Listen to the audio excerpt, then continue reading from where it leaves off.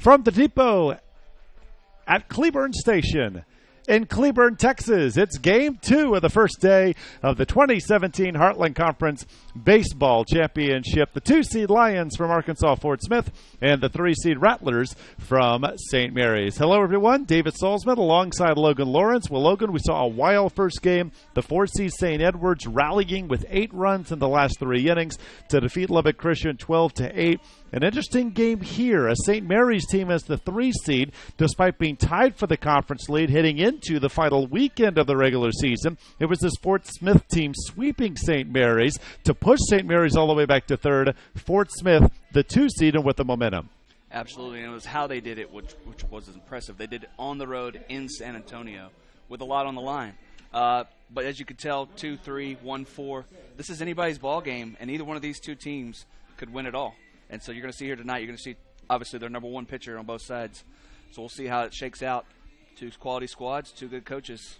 Yep. Be a fun one. It's been feast or famine for St. Mary's, sweeps or being swept for most of the conference season. Fort Smith has been consistent, and a big reason why they are the 2-seed here. The Lions 16-8. Or rather 18-6 in Heartland play at St. Mary's, the 3-seed at 16-8. And a Fort Smith team with 31 victories, the most they've had since joining Division II. Absolutely. They've done a great job of not making the tournament last year and not only get back to the tournament, but get the number 2 seed. Quite a job that they have done there in Arkansas Fort Smith. Should be a great game, like I said, and, it's a great ballpark, great day for baseball. It's turned out great. The weather's cooperated. Yeah, this is a new stadium. It's the home of the Cleburne Railroaders of the American Association, but these games today are the first games that have any meaning. Cleburne actually had an exhibition game yesterday, and now baseball for real at the Heartland Conference Tournament. We are underway. James Galeen is St. Mary's second baseman, and he takes the first pitch strike from Hayden Harvey, getting the start on the mound for Fort Smith here tonight. Harvey, senior, just at 5'7", 160 from Greenwood, Arkansas. A record of 8-4, an ERA of 2.92. This is his 15th start of the season. He has completed 6 of his prior starts. Opponents hitting .244 against him. Just 18 walks in 86 in the 3rd innings with 70 strikeouts. Harvey's battery mate is the catcher, Dylan Hurt. That pitch just missed for a ball, and the count is 1-2. James Galeen, again, leading off for St. Mary's. He is the Rattlers' second baseman. Senior from Denton and transfer from Arkansas Little Rock. Galeen on the season batting .361. Check swing. Did he go around? Yes, says first base umpire Patrick Griffin. And the strikeout makes it 1 away here at the top of the first. We'll see here in early going. We'll see how long it lasts. But the pitcher in the sunlight, the batter in the shade, might be kind of difficult for the batter to pick up that ball. Weather's been fortunate today here in Cleburne, Texas, has had a chance of rain. It's sprinkled for part of Game 1, and right now just a few clouds in the sky, and that's it. Here's the shortstop, Brian Ramirez, for St. Mary's. Senior from Far. It's down in the valley. Yep, down in the valley, and he is in fact a transfer from UT Rio Grande Valley. Hitting .306, an on-base percentage of .415. He does have 22 walks. He's followed by the left fielder Donnie Perez. First baseman Jack Kaiser bats cleanup. Third baseman Jacob Aguilar hits 5th. Bo Barnes, the catcher, hits 6th for St. Mary's. Designated hitter Zach Johnson bats 7th. So that pitch is outside. Center fielder Bryce Brandel bats 8th, and Javier Camacho, the right fielder, hits 9th for St. Mary's. 16-8 in the Heartland, but an overall record under 500, 23-24. Pitch floats in there for a strike. Well, very tough non-conference schedule, if you ask me.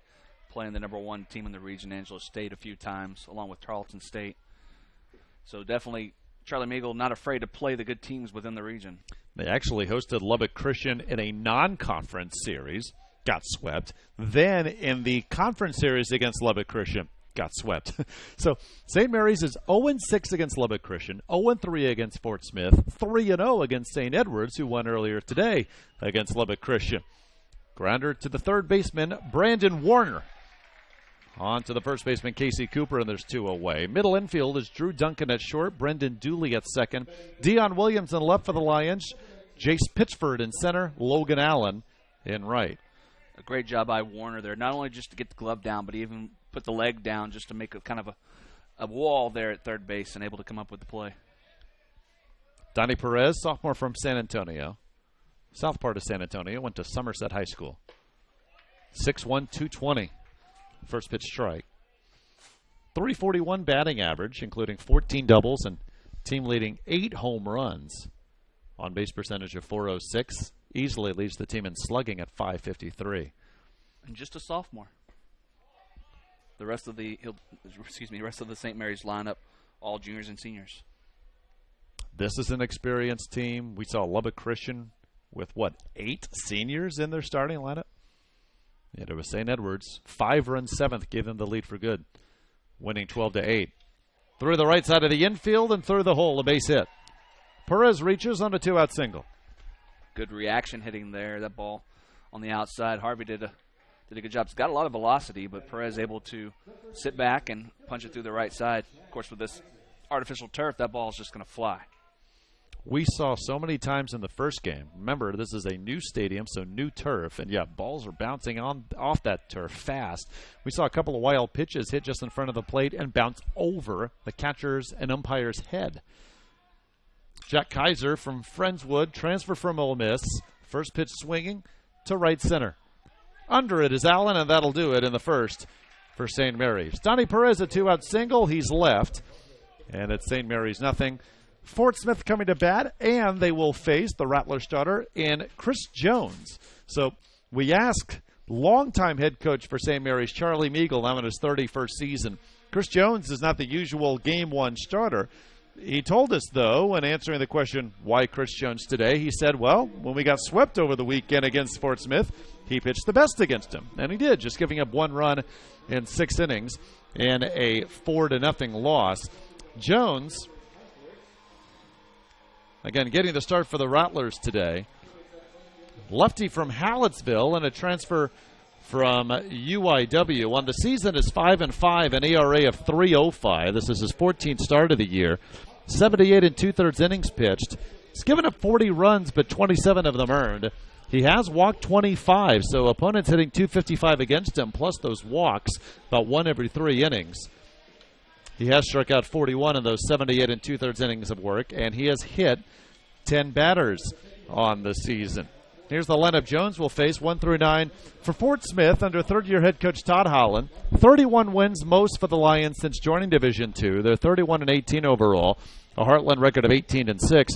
Right fielder Logan Allen will lead off, followed by the shortstop Drew Duncan, then the left fielder, nation's leading hitter in triples, Dion Williams. First baseman Casey Cooper bats cleanup. Anthony Seminaris is the DH, followed by the center fielder Jace Pitchford hitting 6th. The second baseman Brennan Dooley bats 7th, followed by the catcher Dylan Hurt, and Brandon Warner bats 9th. Defensively for St. Mary's, again, Chris Jones on the mound. Bo Barnes is his batter. He made it catcher. Infield left to right, Jacob Aguilar at third, Brian Ramirez at short, James Galena at second, Jack Kaiser at first. And in the outfield, Donnie Perez in left, Bryce Brandel in center, and Javier Camacho is the right fielder. And Fort Smith went down to San Antonio last weekend, came away with a 3-game sweep. They were dominant in 2 of those games. And then, as mentioned, the 4-0 win over Fort Smith, or over St. Mary's, rather, with Chris Jones on the mound. The other wins were 10-2 and 12-5. It's a 1-0 count to Allen as the bottom of the first is underway. Logan Allen batting .325, on-base percentage of .406, and he's been hit by a pitch 15 times. 500 slugging percentage for Allen. And right off the bat, a 3-0 count. Maybe hard for you to hear, but it is a very vocal Fort Smith dugout on the third base side. It's a 3-0 to Allen. And they're for a strike. It's been feast or famine for this St. Mary's team in Heartland Conference play. They began with sweeps of Rogers State and Oklahoma Christian. So after struggling against a tough non-conference schedule, they were 6-0 in the league. But then they went to Lubbock Christian and got swept. so they were 6-3. Then lost 2 of 3 at home to A&M International, team that didn't come close to making it here. That's fouled off. Count still full. That international series, Logan, was the only one that wasn't a sweep for St. Mary's, either them sweeping the opponent or the other way around. They'd come down to Austin and sweep St. Edwards. Then they'd sweep Panhandle State. Then they'd sweep Newman. They had 9 straight Heartland wins before Fort Smith came down to San Antonio and swept the Rattlers last weekend. And there's the base hit to left field. Going towards the corner. It's cut up by the left fielder Perez, but sliding into second base easily will be Logan Allen with the leadoff double. Good job there. Jones went outside. I mean, just peppering the outside corner, then came inside on Allen. Allen turned on it, and he was thinking 2 all the way. A slide into second base there, getting used to the turf as he slid through the bag. But obviously can't be normal for these kids, as most of them probably play on the grass. So here's Drew Duncan, the Lions shortstop.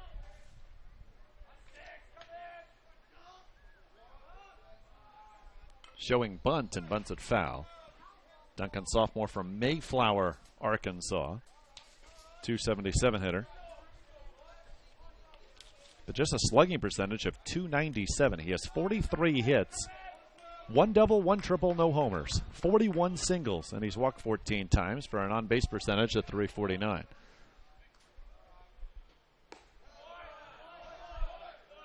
Count now 1-1. He does have 13 sacrifice bunts. And one of the best hitters in the nation is on deck in Dion Williams. You know what that means, 13 sacrifice bunts. That means that Logan Allen's getting on base a lot. Logan Allen off the inning. Logan Allen has 45 runs this season. Easily leads Fort Smith. One reason why the sweep by Fort Smith over St. Mary's was a bit surprising last weekend. St. Mary's had won 9 straight conference games. Fort Smith is 21-4 at home, but they've only been average on the road. They were 7-11 away from home before that sweep. And a good bunt down. That's sack bunt number 14 this year for Duncan, as Allen moves over to third. 1-4 on the sack bunt.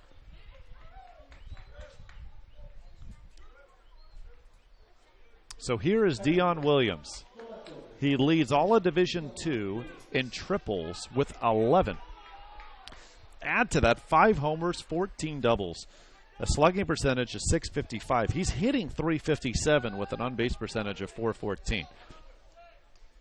He strikes out quite a bit, though, 38 times this year. Junior from Kansas City.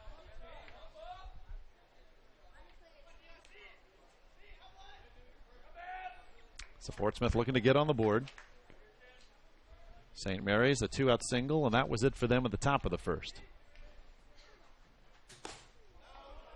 Waves and misses at a high fastball. I call that fastball. That might have been a changeup. Might have taken something off there. Williams, though, couldn't catch up to it.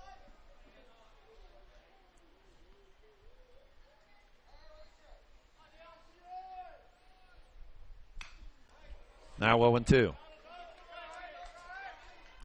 About the same location, huh, Logan? A bit high, a bit off speed. Like most left-handers, they hit the low ball really well. So working up in the zone might not be the worst thing in the world for Jones. Galeen, the second baseman's a couple of steps on the outfield turf.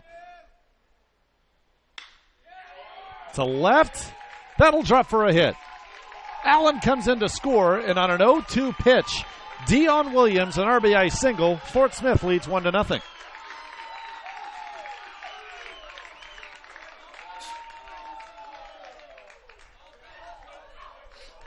Chris Jones went high the third time, and what a nice piece of hitting, just taking it the other way. Williams has his 42nd RBI of the year. So now Casey Cooper, senior from Pea Ridge, Arkansas. Betting 288. Could be 2. Aguilar to Galeen to Kaiser, 5-4-3, and that'll do it in the first for the Lions. Logan Allen, a leadoff double, moved to third on the bunt by Drew Duncan. He'd score on the Dion Williams single, and through one, Fort Smith leads it 1-0.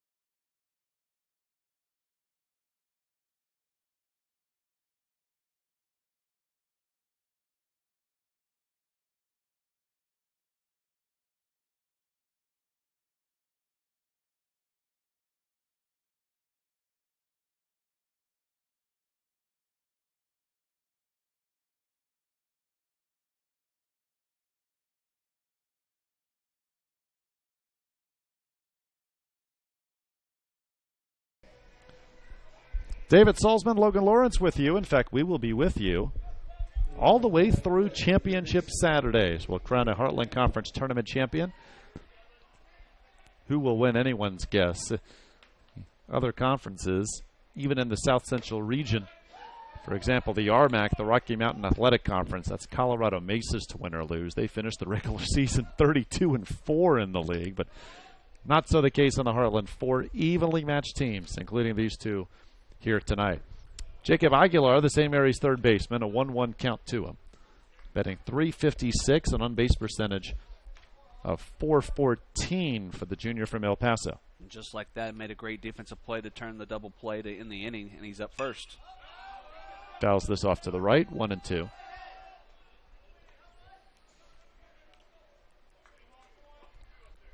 Winner of this game just needs 2 more wins potentially to take on the conference title. You lose this game, you got to win 2 tomorrow, 2 Saturday. Got him on a high fastball. Strikeout number 2 for Hayden Harvey, who looks confident so far. Absolutely. In conference play, he's been lights out. His conference numbers compared to his overall numbers, quite a big difference between the two, and that's why he was selected first team all-conference. Overall, 8-4, an ERA of 2.92. Now that's for the entire season.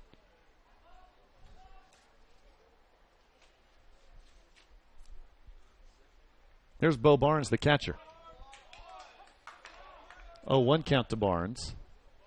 .381 hitter. That is best on the squad. And coming into the season, Charlie Meagle says he didn't mean for Barnes to be the catcher, but they had injuries before the season, and then first couple of weekends, no one really stepped up at that position. So there was a meeting with the players, and staff asked the players, hey, can any of you play catcher? And Barnes said, well, I played catcher in high school. So not only has he had to play a new position, but Logan, he's hitting .381. A lot of times when you see players have to get used to new positions, and it's been a few years since Barnes has crouched behind the plate, they can hurt them offensively, but not the case here for him. He settled in nicely. 1-2 count.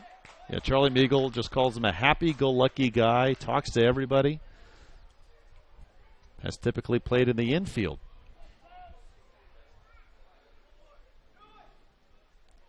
In fact, on the St. Mary's roster, he is still listed as a second or third baseman. I was going to say, I remember him playing second base the majority of the time last year. Well, that fastball giving the St. Mary's hitters trouble. They are having a hard time catching up to it. Back-to-back strikeouts and 3 overall now for Harvey. We saw both starting pitchers in our first game, St. Edwards and Lubbock Christian, struggle out of the gate. In fact, Brennan Infante, the St. Edwards starter, lasted just 2/3 of an inning after allowing 4 walks. But Hayden Harvey is coming out there throwing strikes. Conference's biggest stage has meant no difference to him so far. 0-1 count to Zach Johnson, the St. Mary's designated hitter. 257 batting average on the year. 1-1 now to the junior from Austin, McLennan Community College transfer.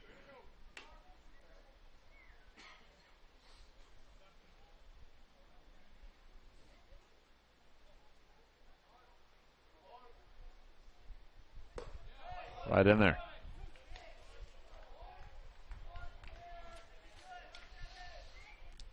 Mentioned Colorado Mesa. They've put up an 11 spot in the first inning. They are the only team in the regional rankings from the RMAC.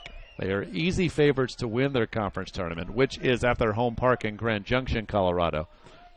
11 runs on 5 hits in the first against Colorado State Pueblo. Still 2 outs. Now, you did say that they are playing Pueblo, who lost their first game, correct? Right. So Pueblo would be eliminated. Can we say they will be eliminated when the night's done? It is 11-0. Chances are good. Chances, yeah, I'll take that bet. 2-2 the count.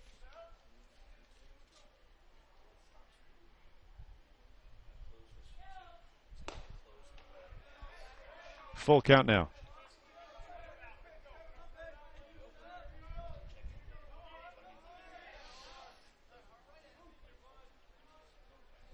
Payoff coming to Johnson.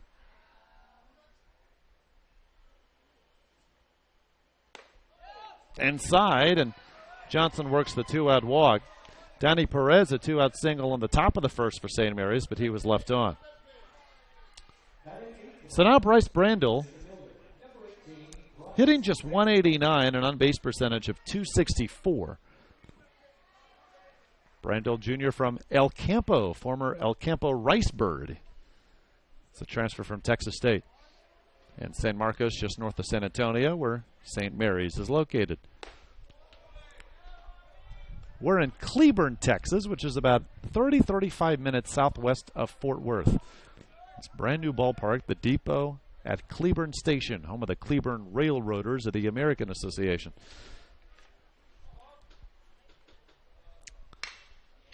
To right field, that's a base hit. Johnson holds it second, and St. Mary's looking to put together a 2-out rally here. The American Association has teams all up and down the central part of the United States. A couple of teams in the Lone Star State. You go all the way up.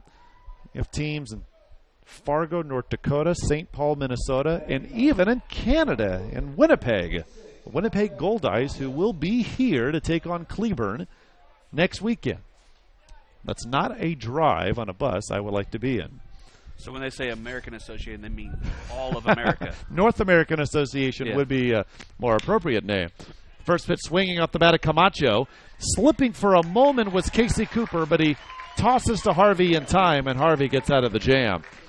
St. Mary's has left 3 on, and through an inning and a half, 1-0 Fort Smith.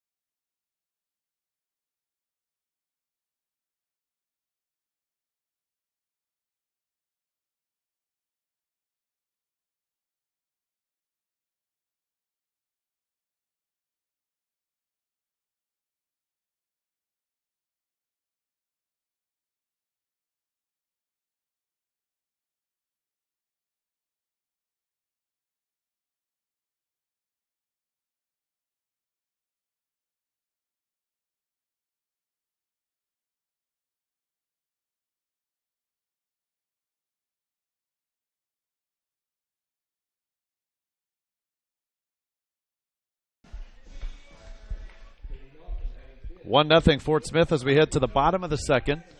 Winner takes on St. Edwards tomorrow at 3:30. Loser against the top seed Lubbock Christian tomorrow at noon. Anthony Seminora is the designated hitter, a first pitch ball. Batting .265, but an on-base percentage of .410. 40 hits, but 33 walks. Seminaris Jr. from Chino Hills, California. Good breaking ball as Seminaris swung over the top. It's 1-2.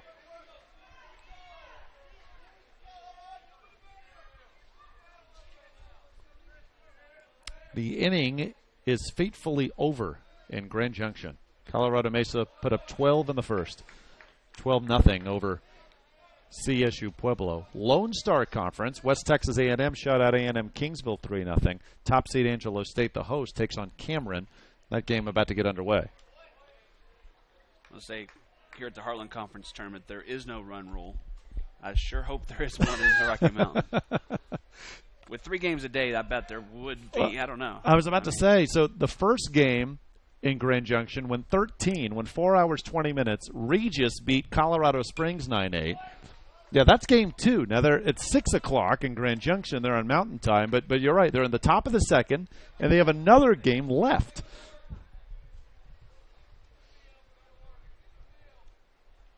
But even if there's a run rule, at 7 innings, you still got to go. 2-2 the count. I would assume there is not a run rule since it could mean a team season. So right. Just like in the regional, there is no run rule. You don't think Pueblo wishes there was a run rule? I'm not saying that. Payoff floats away, and Seminaris works the walk. You can see why that's 34 walks in the year for him. Nice at bat after getting behind in the count. Absolutely. He fouled off a couple of tough pitches. Basically wasted them, or you could say spit it on them, as they say nowadays. And then Jones couldn't find the strike zone on the last pitch. So here's Jace Pitchford, junior from Poteau, Oklahoma. .255 batting average, .316 on base percentage with 14 walks, and a slugging percentage of .441. He does have 15 doubles to lead the team. Struck out quite a bit, though, 48 times this year.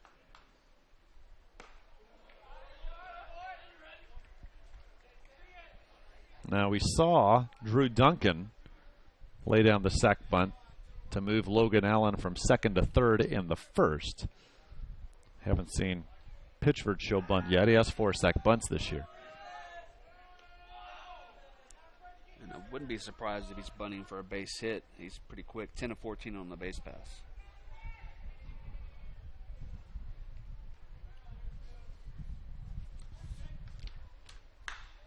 That is ripped to left and fair ball. It one hops the wall. On his way to third, Seminaris. He'll be held there in Pitchford. That's why you don't lay down the bunt. Just rip a double to make it runners on second and third. Why not? That ball up and in, but Pitchford able to handle it and just rip it one hop off the left field fence. So you can't see it on your screen. Now you can see him come and take the batting gloves away from Pitchford. Head coach Todd Holland is the third base coach. He has the pants on and the belt. But he just has a T-shirt. I like the look. Same way with his assistant coach at first as well. Yeah. Low key, very low key. Casual. Todd Holland has done one heck of a job. He's just the 5th head coach in the history of the Fort Smith program, taking over for Dale Harpino, who coached 15 seasons. First pitch fouled off the bat of the second baseman, Brennan Dooley. It's just his 3rd season as Fort Smith head coach. And as mentioned, this is the first year Fort Smith has had over 30 wins in a season since joining Division II in July of 2009. Todd Holland played his baseball at Cameron and then became the head coach at Cameron at the age of 26. Met his wife there, stayed there 11 years. Fort Smith happy to have him. Todd Holland was going to go to Iowa State, and then that's when the Cyclones abandoned their baseball program. Needed a place to go, and Cameron was happy to take him.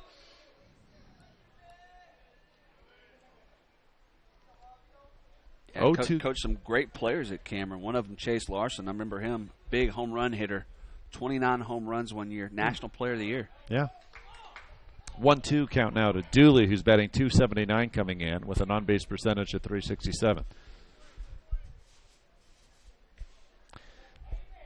Speaking of these tournaments, Cameron, they're just underway against Angelo State.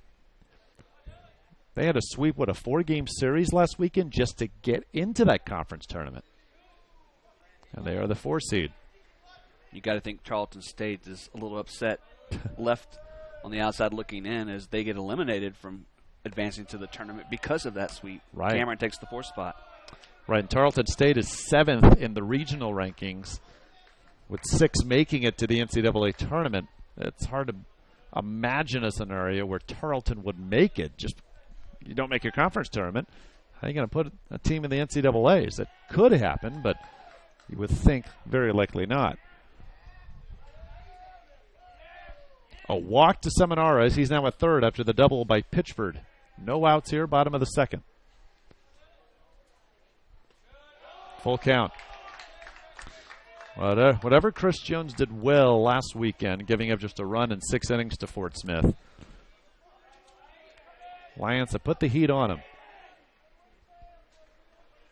There's a big full count pitch coming up. First base is open, but no outs.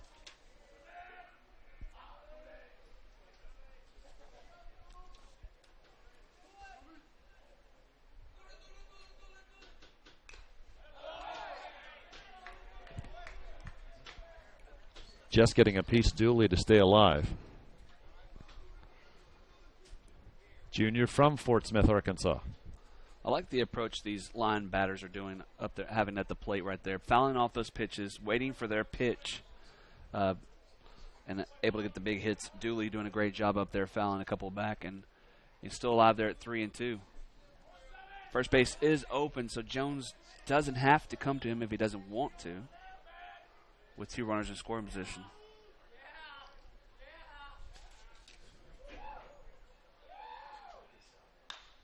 Popped up.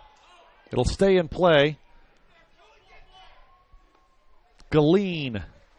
That's a big first out of the inning. Runners, of course, have to hold.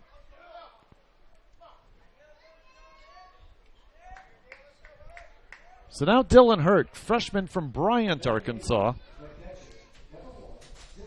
comes to the plate. He's hitting .167, but an on-base percentage of .306. In fact, he has 15 hits and 17 walks.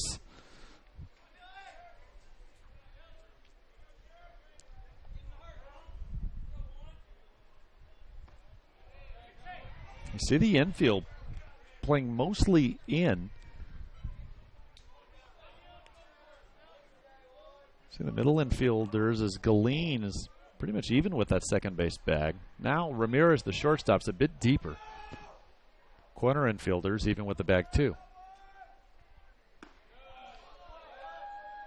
1-1 the count. Fort Smith is ranked 6 in the South Central rankings, and so for them, it's interesting. They don't have to win it all here to make it to the NCAAs. But do they have to make it to Saturday to get an at-large berth? Now, obviously, what also matters in the other 2 tournaments, but Fort Smith definitely with solid at-large chances. Well, if they stay at the 6th seed and another team besides Mesa wins the RMAC, right, they're not getting in. Because that automatic bid for the RMAC will take that 6th seed. Right. So if you're Fort Smith, here's the 1-2, fouling it back. If you're Fort Smith, you make it to Saturday, then you hope A&M Kingsville gets swept out of the Lone Star tournament. They lost earlier today to West Texas A&M, but Kingsville's the 5th seed. So, yeah, to your point, there's a chance of that at-large berth. It's just hard to imagine Colorado Mesa losing 2 games at home this week. But teams in the Lone Star and, of course, here in the Heartland want Mesa to win that tournament so that there is no bid thief, they call it now. 2-2 the count. As you said, Logan, these Fort Smith hitters have been patient against Jones. That's to right center. coming on strong, and did he make the grab? Camacho, that's an out. And now the runner has come from third in Seminares, but I think he broke early. The second base umpire never made the call. He never made a call. So wait now. Yet Jason Whitehead called it a trap. And Charlie Meagle is coming out, thinking that should have been ruled an out. Now, I personally think it was a trap, but there was no call made right away. And our home plate umpire, Courtney Lawrence, is going to talk it over with the entire crew. You thought it was a trap? I think it was a trap. But second base umpire Jason Whitehead never made a definite call, a definitive call. Kind of looked back and maybe was looking for help on that one. Yep, they do rule it a trap. I honestly thought he caught it, but you said no. Brandon Tripp, Media Relations Director of the Heartland's in the booth with us. He said no. And then our umpiring crew said no. So I'll admit I was wrong. I won't try to overrule you all. They do rule it a hit, and so it's an RBI single for Hurt as Seminares scores, yet Pitchford is still at second because he was never sure. So great at bat there. Just his 6th RBI of the year, and what a time, to step up for his team. So now Brandon Warner, 9-hole hitter, and runner going. There's no throw. Among the 4 teams we've seen today, Fort Smith is easily the loosest group. They've been loud. They've been confident. They've had great at-bats. And maybe that's the reason for the turnaround, part of the reason, not feeling the pressure, just having fun. Yeah, they have a swagger about them. Pitch for 10 for 14, now 11 or 15 on the bases. And a bunt, but the runner doesn't advance towards third, or from third, rather, so Pitchford holds at third, Hurt over the second, as Warner is the second out. But I wonder if Pitchford just didn't see the sign. Because usually on a bunt like that, you'd be heading home. Now, his head coach, Todd Holland, might have told him to stop as well. We definitely talked to him after. It might have been a safety squeeze, and yeah, it was down, but it got back to the pitcher pretty quick. So it's now second and third, 2 outs for Logan Allen. Doubled and scored in the first. So in San Angelo, Cameron has taken an early lead, 1-0 on the host Angelo State, who's also ranked number 1 in the region. In that game in the bottom half of the first. And another thing you got to think about, if Angelo State doesn't win their tournament, does that, and Colorado Mesa does, are we going to go back to Grand Junction for a 4th straight year? That is ripped to left. Should score 2. Pitchford scores. Here's Hurt rounding third, looking to score. Throw home, cut off, and it's 4-0 Fort Smith.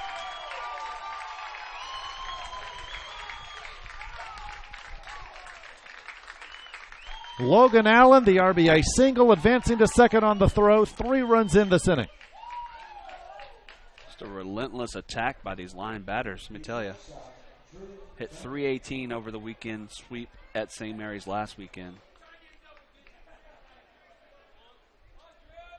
And they only allowed 7 runs in that entire series. And only 4 of those earned, so definitely a 1.44 ERA. I mean, the 4-0 loss with Jones on the mound was the closest game between these two squads. Fort Smith won the other 2 games, 10-2 and 12-5. Yeah, and it wasn't, Jones only allowed 1 of those 4 runs. Those right. late runs came against another pitcher. And the weekend before that, Fort Smith took 2 of 3 at home over the top seed Lubbock Christian. And they're playing some really good baseball coming in. April was a great month for them.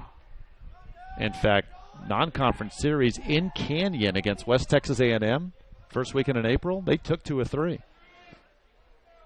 They did not lose a weekend series in April, and of course so far in May, sweeping St. Mary's on Friday and Saturday.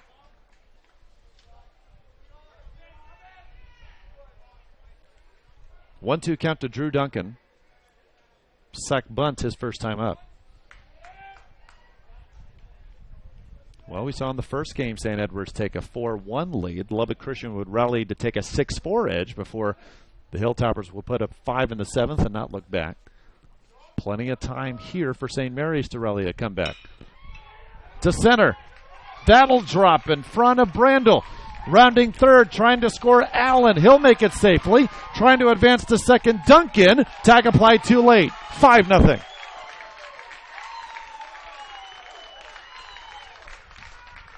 Now there's no one up in the bullpen, so we'll see how long head coach Charlie Meagle will stay with Jones. Of course, as you said, if you were to lose this first game, you've got to win 4 straight, so you don't want to kill your bullpen here in game 1. And St. Mary's must win this tournament to go to the NCAAs. They may be the 3 seed. That's 16-8 in conference, but an under 500 record for the year. And now we'll have a conference with the entire St. Mary's infield. Jones is just not fooling anyone here today. Charlie Meagle says his big key is throwing strikes. The problem is when he's thrown strikes, it's caught a lot of the zone, and he's not going to overpower anybody. It's finding too much of the plate. You got to hit those corners. You're 23 and 24 overall. You get 16 and 8 in the conference. Charlie Meagle actually told us not only has it been a roller coaster year, maybe the biggest roller coaster regular season he's had in his 31 years as Rattler head coach. Because of all the sweeps. So you're sweeping an opponent, then you're getting swept. Complete pendulum back and forth. You just hope that the Heartland Conference weekend is one of your up weekends. Right. So I guess you can say that you think then St. Mary's is going to roll through this tournament, or they'll be 2 and out. Well, now you got one of the best hitters in the conference, and Dion Williams up on an 0-2 pitch, RBI single back in the first. He's the 8th man to hit this inning. 4 runs already in.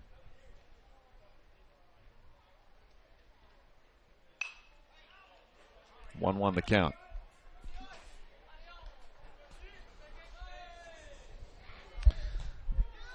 Better news for St. Mary's softball. They won today in the NCAA tournament, knocking off Texas Women's College 7-5. So they are in the winner's bracket game now. Likely against, that's a strike call. West Texas more than likely. Likely against West Texas A&M. If they can knock off Colorado Mesa. Right. And how about this? Angelo State softball, number 1 in the nation. Lubbock Christian has the lead on them at the NCAA tournament, 2-1 in the 4th.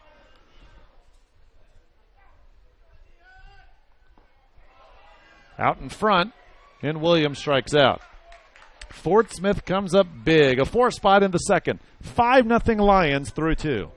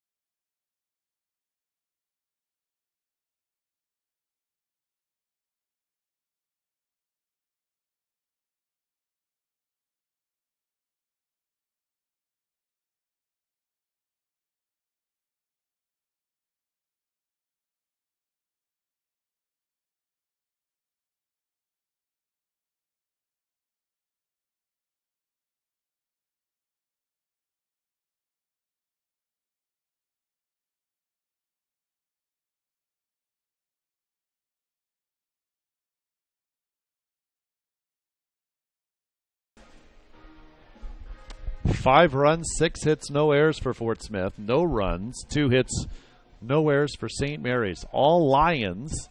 And we're just now starting the 3rd. So Hayden Harvey to comfortable lead now. Still face the top of the order in Galeen, Ramirez, and Perez. James Galeen batting .361 coming in. On-base percentage of .404.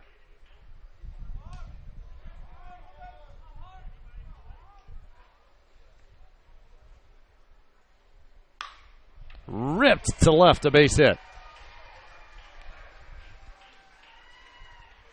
Leadoff single to begin the third. Well, that's exactly what your leadoff hitter in the lineup you expect to do, especially with 2, 3, 4 coming up. The big hitters for the Rattlers, starting here with the shortstop, Brian Ramirez. St. Mary's team coming in batting .295,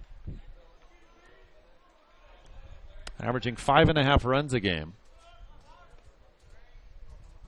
And the stats are not overwhelming, although these are season stats. Remember, under 500 for the year, but 16-8 in conference play. But certainly fully capable. They hit .303 in conference play. Opponents just hit .253.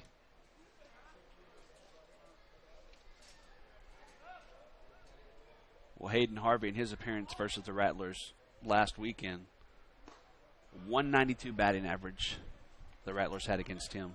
5 for 26. And not only did Chris Jones pitch well against Fort Smith, but in conference play an ERA of .229. So it's been an un-Chris Jones-like performance. 2-1 now the count to Ramirez.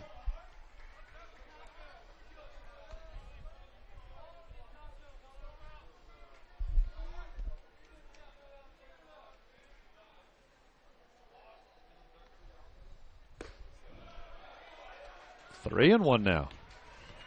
You talk about this being the home of the Cleburne Railroaders. It's actually a revitalization of the team because they were around in the early 1900s. Right. One Tris Speaker played for the Railroaders. Now, they were in the Texas League back then, right? Absolutely. Dribbler. Off of his foot. And they'll call it foul. Tris Speaker, of course, the Hall of Famer. Well, I was about to say, how many of our audience knows who Tris Speaker was? People maybe our age and older. You know, true baseball fans. True baseball fans. He does have a .344 batting average, 7th best all-time in Major League history.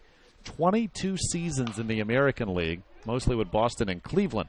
And a poor throw by Warner goes into right field.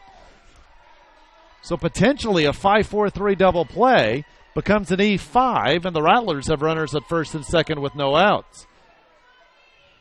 And Galeen might have made it to third base, but he tripped around in the bag, not expecting the throw to be off like that.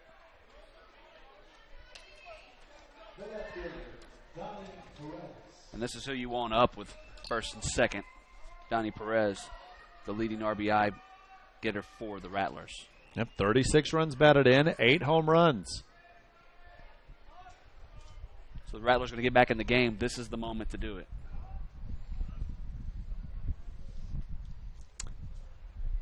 Did you know, baseball aficionado, back to Tris Speaker, he wasn't from Cleburne. He was discovered by the Cleburne Railroaders in 1906. That's before his amazing Major League career. So in 1920, he led Cleveland to their first World Series title. Was he a player or a manager? It's a trick question. He's probably both. He was both. You got it right. Very common back then. Yep, he was both the player and manager. 0-1 the count to Perez.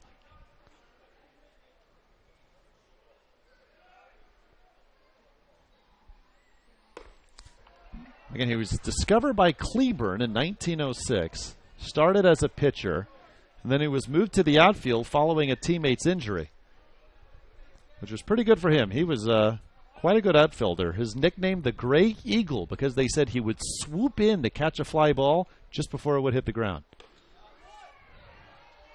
Others called him Spoke for his plain-spoken manner. They actually have a plaque outside the big suite next door to us, honoring Tris Speaker. It is the Tris Speaker Suite. Or with as much success as he had, Speaker has spoken. That's why they pay you the big bucks, my friend. 3-1 now, the count to Perez. And we saw this with St. Edwards. It looked like they had a comfortable lead. Then before you knew it, they were down. Hayden Harvey was rolling. Just base runners allowed in the first 2 innings with 2 outs. But now first and second, no one out. And behind the count to Perez. Down the line, fair ball. It bounces back into left field as Galeen will score, and on his way to second is Perez with an RBI double. You can't see it, but the exterior of the stadium jets very close to the left field line, about 3/4 down left field. And so instead of going to the corner, it actually bounced back in front of the left fielder, Dion Williams, which might have prevented Ramirez from scoring, but second and third, nobody out. Just to kind of give you a picture of it at home, if you notice where the ball boy or ball girl usually stands to pick up those foul balls at Major League games, that's where it jets out and is only like about 5 feet from the line, as you said. Mm-hmm. Now Todd Holland out to talk to his infield. Single, fielder's choice, but E5, allowing Ramirez to reach base, and then RBI double for Donnie Perez has cut the St. Mary's deficit to 5-1. All of a sudden, the tying run's in the on-deck circle. Jack Kaiser's at the plate. Kaiser chased the first pitch he saw and popped it up, his first at bat. Let's see if we can get a better pitch to hit in this one. First base is open, and you got a right-hander on deck. Of course, Kaiser a left-hander, so a better matchup on deck on paper. With a 5-1 lead, middle infielders are still playing fairly deep, though the first baseman and Casey Cooper's even with the bag. Righty versus lefty matchup here, and the first pitch is outside.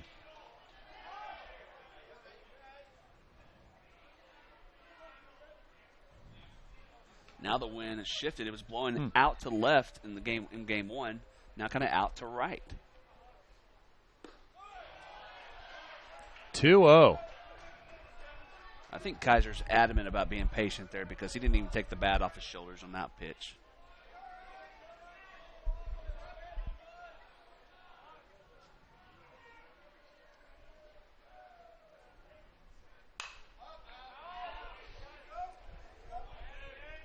Two on the count as Kaiser swung away.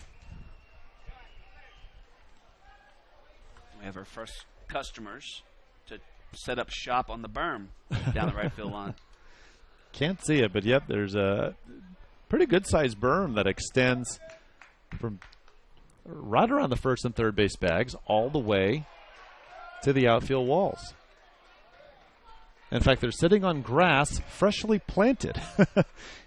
In fact, outside this stadium, there's still space where they still need to plant the grass before the Railroaders season opener next week. It's a 3-1 count now to Kaiser. Walked him, bases loaded, still nobody out.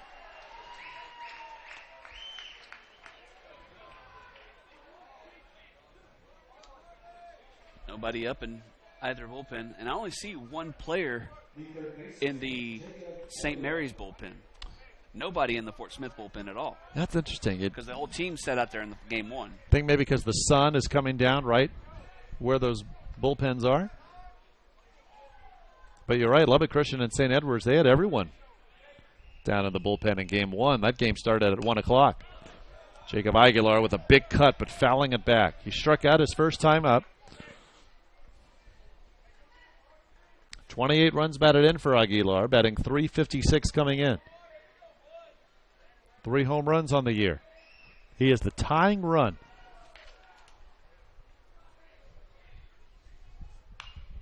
Another big cut, fouling it back. And now a change from game one to game two. Game one, you saw players running through the outfield to get to the bullpen. Now the Fort Smith is finally sending 2 pitchers out to the bullpen, but they're rounding the outfield fence right now as we speak. You'll see them on your screen shortly. Yeah, just beyond that left field fence is where they are right now. 0-2.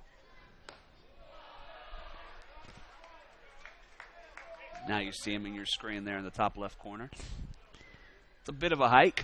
I was about to say, it's quite a long trot to the bullpen for those young men. You don't want them getting tired in the sun, but they're getting tired running out to the bullpen. Right side. Could be two. To second for one.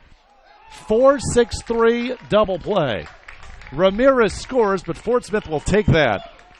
2 away, runner on third. And Fort Smith's lead now 5-2. It's not exactly what St. Mary's wanted with the double play there, but it wasn't a strikeout. They put the ball in play and got one of the runs in. I mean, it's only the third inning, so a 5-0 lead is not insurmountable. 2 runs here and there, you get back in the game. Now here's Barnes. Struck out his first time up, but batting .381 coming in. Plus a team leading 23 walks. On base percentage .436. Wasn't sure about that first call, but it's 0-1.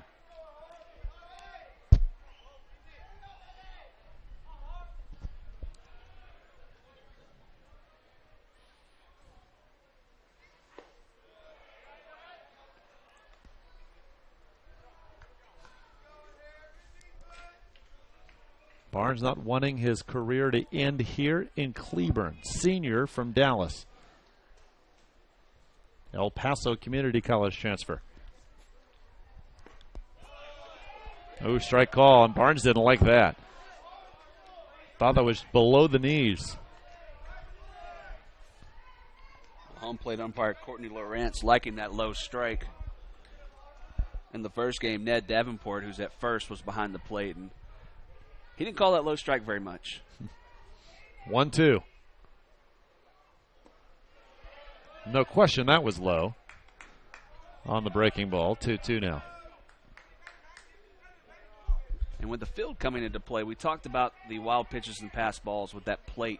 It looks like it's sunken in under the turf there. So some weird bounces off of that. Runner at third, you never know what happened. Got a piece.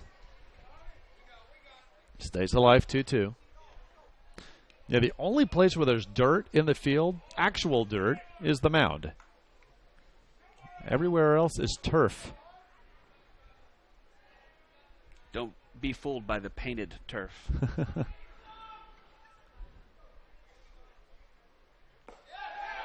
Called strike 3. Barnes knew it. But St. Mary's gets right back in it. 2 runs, 2 hits, a key error as well. Fort Smith's lead down to 5-2.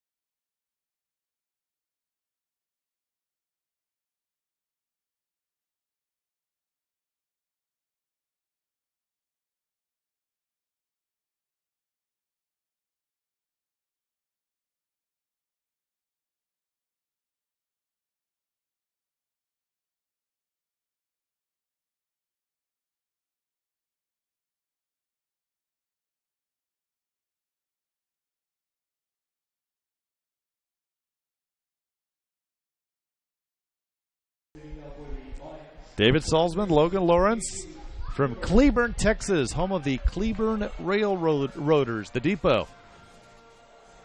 5-2 now after St. Mary's puts up a 2-spot in the third. And you might see there in right center field before our first pitch a number of relievers for St. Mary's running to the bullpen in case they are called upon. Chris Jones on for his third inning of work, but he has struggled, allowing 6 hits, 5 runs, also a walk. We'll see if the 2-run by the Rattlers in the top of the third gives him some new life out there on the mound. Casey Cooper hit into a 5-4-3 double play to end the first. 2-0 the count to the Fort Smith first baseman.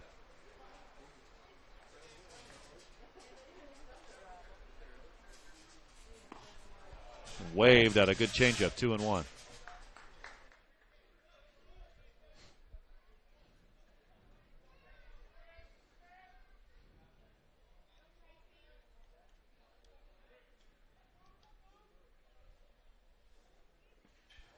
And swung and missed on a good breaking ball. 2-2 the count. Colorado Mesa now leads CSU Pueblo 13-0, top of the 5th. That's at the RMAC tournament. The Lone Star hosts Angelo State and Cameron tied at 1-2. You said the top of the 5th? Top of the 5th now. So after that big first inning, it's just rolled along, huh? Let's get this game over with. I imagine the strike zone might have expanded a bit. There is another game tonight in Grand Junction. Late night baseball at the RMAC.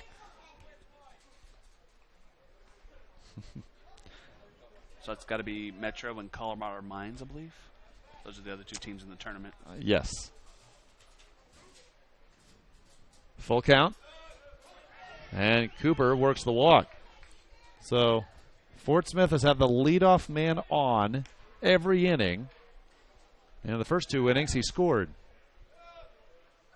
So now with it 5-2 instead of 5-0, let's see if Coach Holland goes back to the sacrifice here. Here's Anthony Seminarez, walked and scored in the second. He has 2 sack bunts on the year. To third. He looked at second at the moment. Shortstop Ramirez was a little late getting over, but it would have been a close play, but I think Aguilar did the right thing. Safe play to first. Yeah, it was a good read by Cooper at first base. He saw the bunt down and took off, got a good reaction. Here's Pitchford. Doubled and scored in Fort Smith's 4-run second.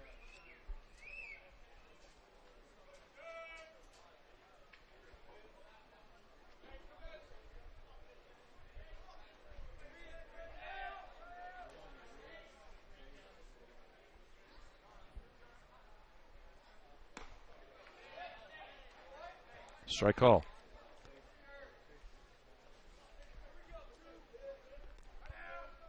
Loser of this game will take on the top seed Lubbock Christian in an elimination contest to begin our day tomorrow at noon.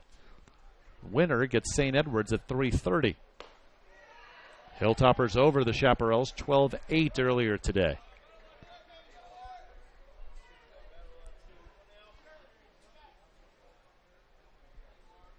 Infield is shaded, sun over most of the outfield. And there is activity now in the St. Mary's pen.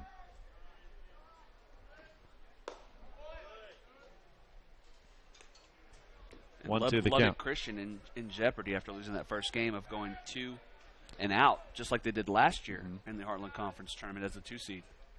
Lubbock Christian was ranked 4th in the region going into the tournament last year. Yeah, went 2 and out, as you said. Squeaked in as the 6th and final seed. Then knocked off the top seed, Colorado Mesa, in their first game. They're ranked 3rd coming into this week. And that ball just foul, according to Ned Davenport, over a third.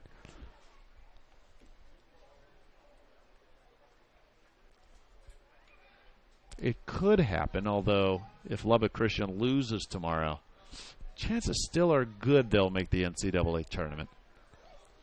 I think so. Their resume is pretty strong. They've won some big games outside of. They've beat West Texas A&M twice, 2 big wins there, and of course finished regular season champions in the Heartland Conference.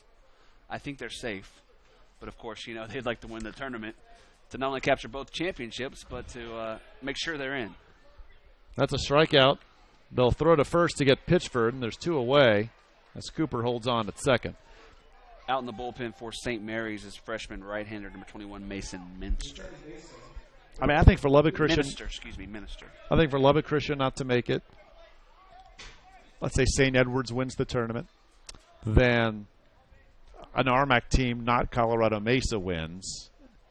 And then even then, I think they're still in. In that case, it might take Cameron maybe they're out if Fort Smith is the other Heartland Conference team in. Yeah, hard to imagine Lubbock Christian won't get it. This is a tough play, and nicely done as Camacho overran it just a bit. Glove behind his head, able to haul it in. And after the leadoff walk, Chris Jones gets out of it. So still 5-2, the Fort Smith lead through 3.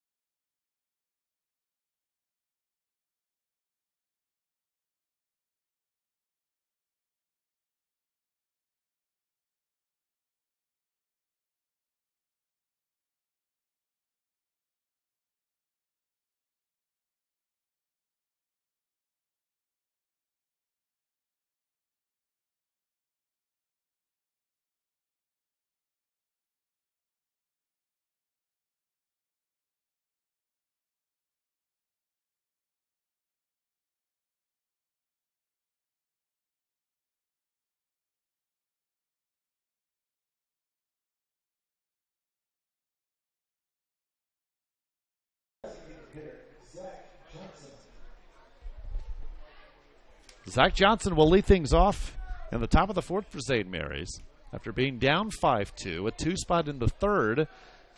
The Rattlers right back in this one. Hayden Harvey on the mound for his 4th inning of work. As Johnson fouls off the first offering, he walked his first time up.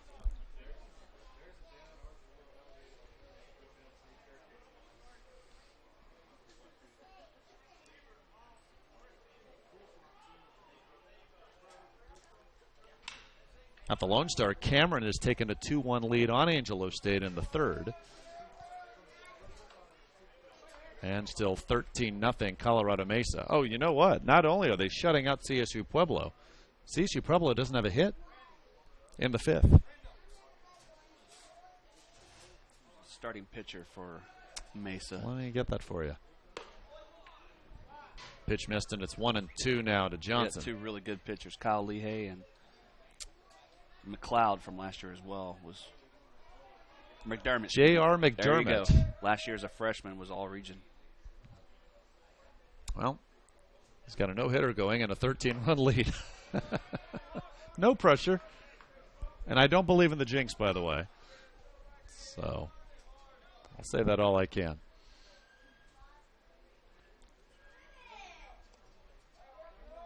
Here, 5-2. Fort Smith out hitting St. Mary's 6-4. Right center, but won't carry. Allen there, and there's one away.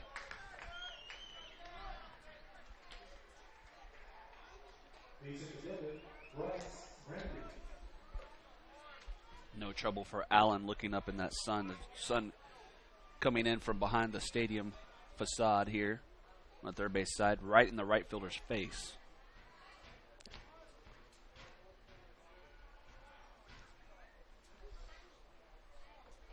So here's Brandel.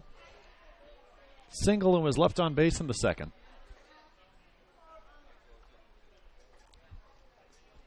Javier Camacho is due up next.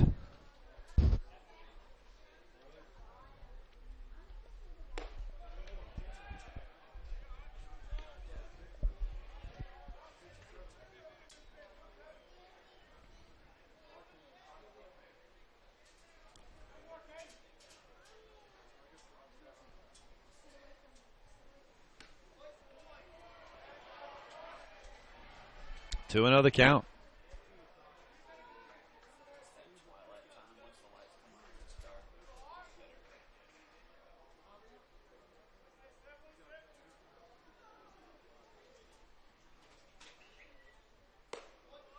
Striking the belt, 3-1 now.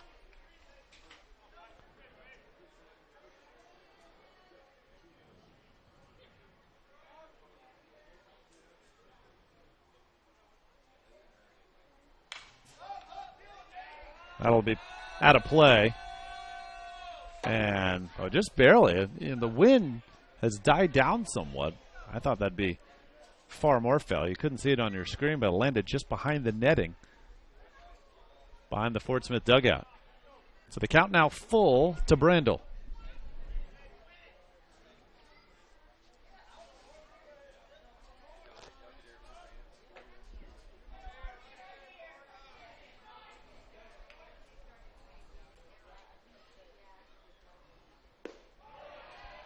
Brandel works the walk with 1 out. Tough pitch to lay off there. It must have been low. And as we stated, Lawrence, the home plate umpire, has been calling him low, but Brandel knew it right away and took off for first base. So here's Camacho, 0 for 1 with a ground out. St. Mary's 16-8 in the Heartland. Under Charlie Meagle, 31 years head coach of St. Mary's, and an incredible career. Ranks number 5 all-time in victories among Division II coaches. 1,145 career wins. St. Mary's won the D2 national title in 2001 with Meagle at the helm. He actually played for St. Mary's when they were in NAIA school. He was an All-American with them in 1977. I want to say it was around the same time that Danny Heap played there as well. I think Danny they were Heap? teammates. Of course, Danny Heap with the Mets and the Dodgers. Right. He was an Astro, I think, for a little bit. He was part of the Mike Scott trade, wasn't he? I'll have to look that up. 0-2 the count to Camacho.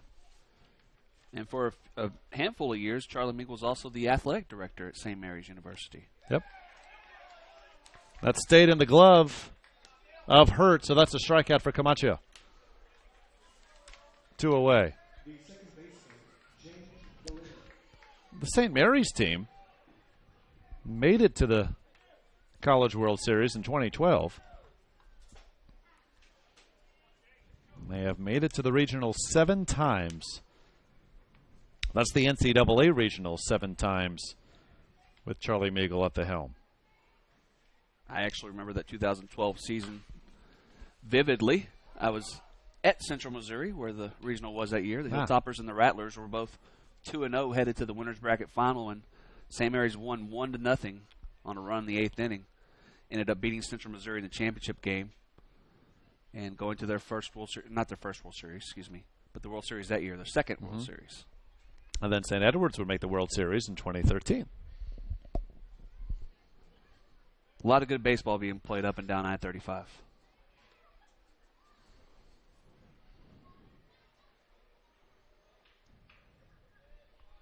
I'm just glad 3 teams from the Heartland are ranked in the top 8 in the region, because so many years they seem so underappreciated, and maybe you can make an argument they are this year too. I mean, you have Lubbock Christian at 3, and then Fort Smith at 6.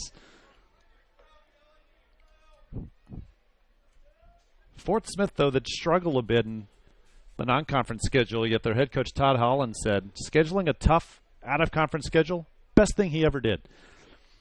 Help prepare them for the Heartland Conference slate, and 18-6 in the league. Looks awfully good. Throw down to second, and boy, tag applied. That was a heck of a play by Dooley, who got there late and still the swipe tag. He thought he had Brandel, and so did Todd Holland, because he's coming up to talk about it with Jason Whitehead, our second base umpire. I'll tell you what, the transfer and delivery from the catcher, Dylan Hurt, was outstanding there. He got rid of it so quick that I don't think Dooley had a chance to get to the bag. I thought he had him. I mean, Whitehead, though, obviously with the better look. So, second base umpire Jason Whitehead. We're getting We're getting the money's worth out of him tonight because two very tough calls in the last couple of innings. I think in our first game, Rob Penders talked to home plate, first base, and third base umpire in just the first 2 innings alone, right? Yes, yes.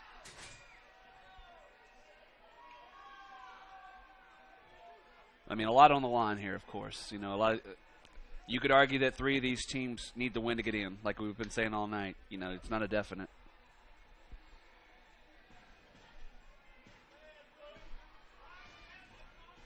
Fort Smith, 6th in the South Central region coming into this tournament. And so we've talked about it. While they could get an at-large berth, Todd Holland and company don't want to take that chance. It's just the second stolen base of the season for Brandel.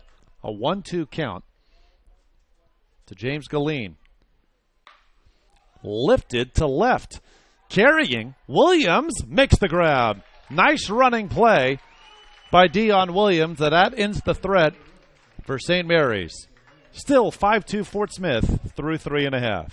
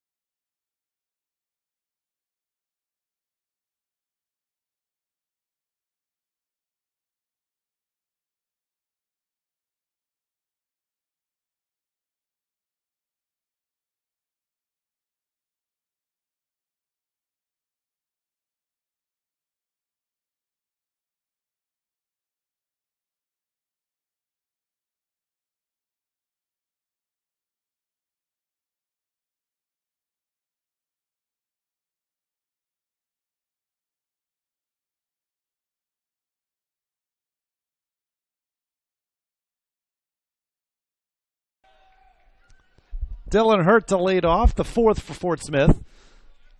A 5-2 lead. Chris Jones, his 4th inning of work for St. Mary's.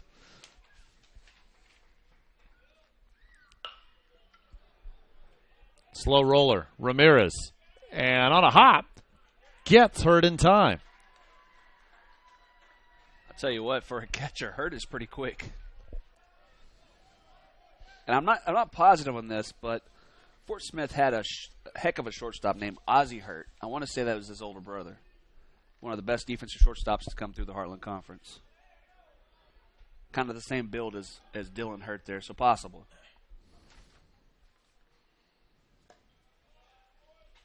Yeah, it's something with his size how he is a catcher, but Todd Holland says he's the best catch and throw guy he's seen. And just a young freshman, 18 years of age.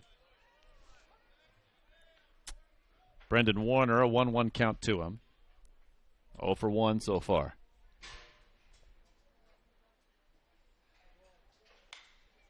Sky high should be in play as Galeen calls off Kaiser. 2 outs. It's been an adventure of pop-ups on that right side there. Galeen almost overran that one. Well, you mentioned how the wind was blowing out to right. It's died down now. We've been fortunate not to get the rain so many other parts of Texas has seen today.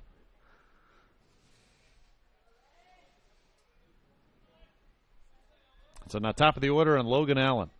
Doubled and scored in the first. RBI single then scored in a 4-run second. Here, however, on the first pitch, flies out to Brandel. That's a quick 1-2-3 inning for Jones. He's retired the last 6. 5-2 Fort Smith after 4.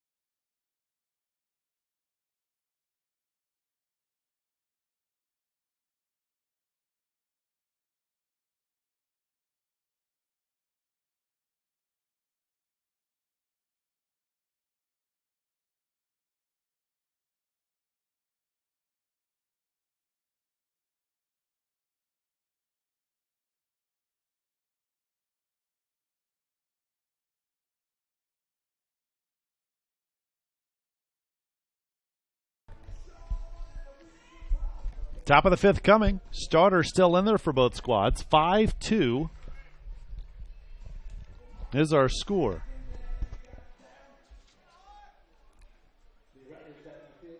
Hayden Harvey actually was a backup shortstop when Todd Holland arrived as the head coach of Fort Smith.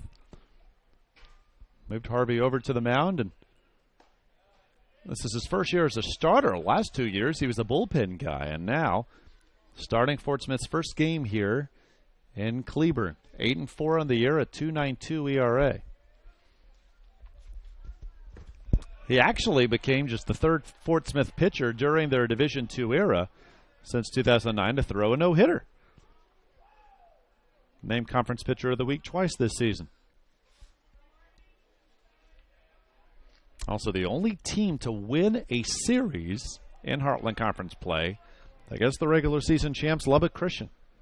Beat them 2 of 3 last weekend of April.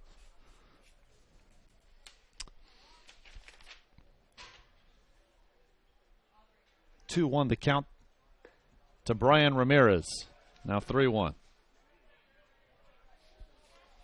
Angelo State Baseballs put up 3 in the 3rd. They lead Cameron 4-2. NCAA softball regionals, Lubbock Christian are running the 6th. They've tied Angelo State at 3. That's in the bottom of the 6th inning now. That would be an upset. Angelo State's softball squad ranked number 1 in the nation.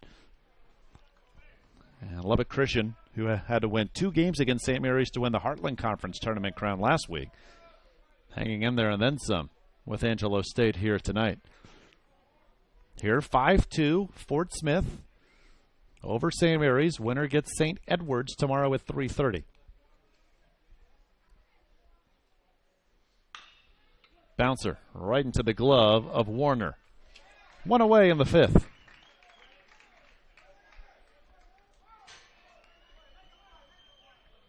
The winner of the 3:30 game tomorrow, again with St. Edward's and the winner of this contest tonight, in prime position and then some to win this conference tournament, because they will have to win 1 game on Saturday, while the team they play would have to win twice. The loser of the 3:30 game tomorrow then has to play at 7 tomorrow night just to get to Saturday. So you would think that whoever is in the championship game has their pitching set up, and whoever they face is going to be near the end of the dugout, and who they pick to take the mound. Even in a victory, as that pitcher's in the dirt to Donnie Perez, 2-0 the count. Even in victory, St. Edward's essentially used 2 starters earlier today. Ballard and Fonte just went 2/3 of an inning, walked 4 and was yanked. Stuart Springer, who was supposed to start tomorrow, came on in relief, Went 3 1/3 and struggled. Austin Weaver out of the pen, 5 innings of relief. Did not allow an earned run and got the win to go to 4-0 on the year. Well, we talked to Coach Penders in the post-game press conference. He said that he's not going to rule out Ballard Infante or Stuart Spring coming back to throw again this tournament, especially Infante with only going just the 2/3 of an inning. Well, I wonder if St. Edwards loses the 3:30 game tomorrow, do they go with Infante tomorrow night? I mean, he just went 2/3 of an inning earlier today. Well, you probably expect Brandon Boone to be the starter for them. Mm-hmm. He's their third weekend starter. To center. And that's carrying. On his horse, Pitchford. Still going and makes the grab. At the track. 2 away in the 5th. So with the painted artificial turf, you can't really feel the different surface below you. Maybe out of your peripheral vision, you see the different color and you know you're at the track. It's tough for the fielders, I bet. No question. And also, everyone on these teams just unfamiliar with playing here. I'd say the only one that has a halfway familiarity is probably Lubbock Christian, who has a turf infield and a grass outfield. True. This facility's so new that's not even done. Now, it's good enough to play baseball, but they're still planting grass outside. They're still painting parking lots. Lights are on. We know they work. Jack Kaiser is 0 for 1 with a walk. 2-0 the count.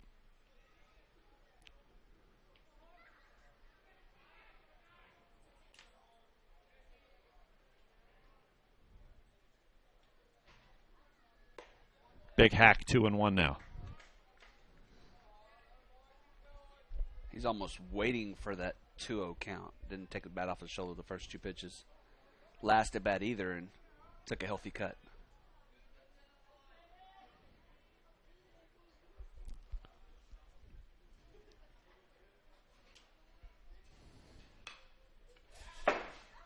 Count now 2-2 as that's fouled back. The no-hitter is over in Mesa. Pueblo has a hit, but they're still down 13-0, top of the 7th. So a bit of a rally. Well, they're only being out-hit 9-1. J.R. McDermott took the no-hitter into the 7th. That foul ball back here to the left of us sent the Lubbock Christian coaching staff scattering. That's a tough play, and unable to make the over-the-shoulder grab is Duncan. So Kaiser reaches on a 2-out single. Yeah, I would definitely rule that one a single. A tough play there. We'll see how the scoreboard rules it. If they rule that an error, then there's some. Our official scorers had a rough day. That's a hit. 5th hit for St. Mary's. Fort Smith with 6. Fort Smith 1 in the 1st, 4 in the 2nd. St. Mary's responded with 2 in the 3rd. And here's Jacob Aguilar. 0 for 2. Foul outside the third base bag.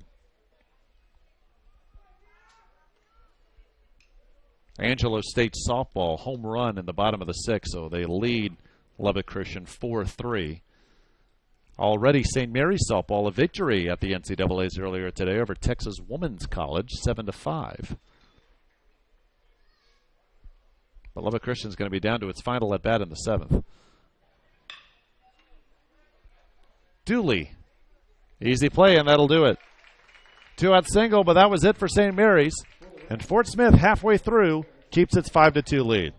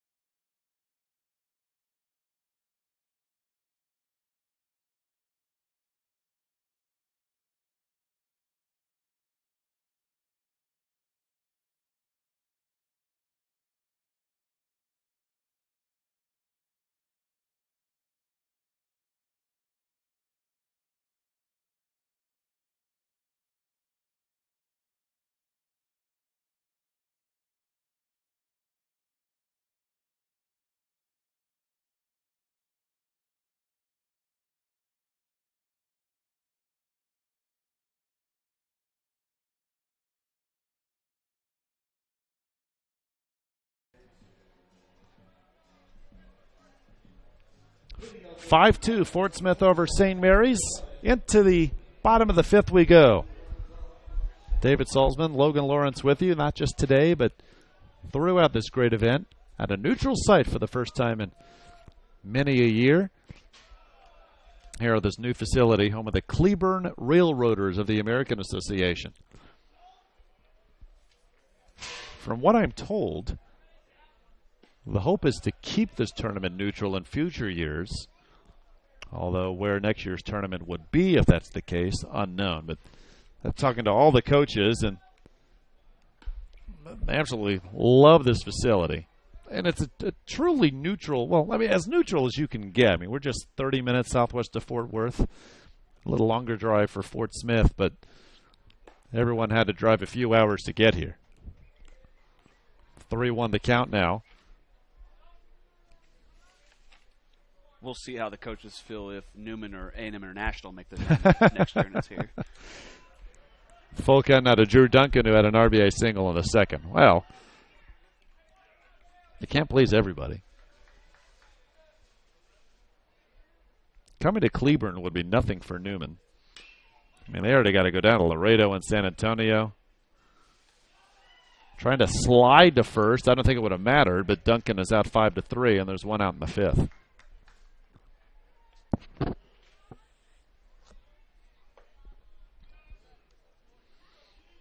I mean, I guess, you know, with the height of technology, we could actually look to see what would be the perfect neutral site for the entire conference. But it would probably be one, quite frankly, where everyone would have to drive longer than here to Cleburne. You could hold it on the campus of Eastern New Mexico. Well, maybe not that far. If I had to guess, I would probably say Dallas. Dallas? Yeah. Well, that were pretty good. I mean, that would be in between Wichita and Laredo. Okay. And you got Fort Smith and Lubbock would be the two outliers, east and west, I would think, now that Panhandle's gone. You know, maybe our Heartland Conference member, Dallas Baptist, can loan us our field. Can host? Why not? I mean, it's a nice facility. They've hosted NCAA Division I regionals there. That would be the perfect spot, if you ask me. They've put so much money into that facility. Horner Ballpark, I believe is what it's called. Mm-hmm. It's gorgeous. Which I believe Fort Smith, on the way down, practiced there. Is that right? I mean, Rough Rider Stadium in Frisco, home of the Frisco Rough Riders. That's beautiful. Or Dr. Pepper Ballpark, I apologize. Frisco just north of Dallas. But DBU's facility is smaller, so I'll go with that one. Williams grounds out. There's 2 away now. Just got to hope that they're on the road that weekend. Well, just got to plan it in advance. We talked about this being a neutral site. The first year that they brought the tournament back, 2010, it was hosted at Dishfalk Field, a neutral site. Charlie Meagle said, he's been head coach 31 years, he said, I didn't vote for this. Because he wasn't against the concept as much as he just said, I'm old school. Let's just, he wanted to keep it how it was.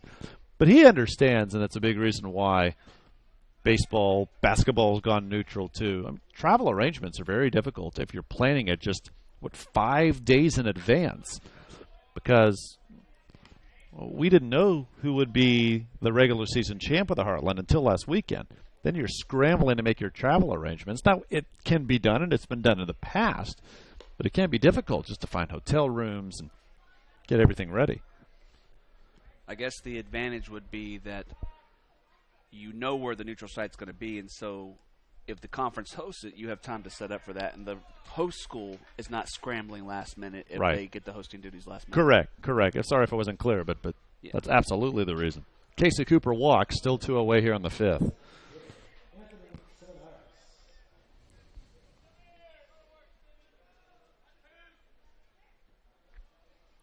Something tells me, though, I would not be surprised if we are here next year. But that's just me speaking. Here's Anthony Seminaris.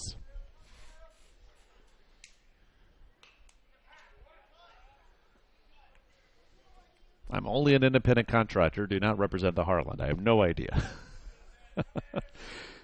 Seminaris walked and scored in the second, sack bunt in the third.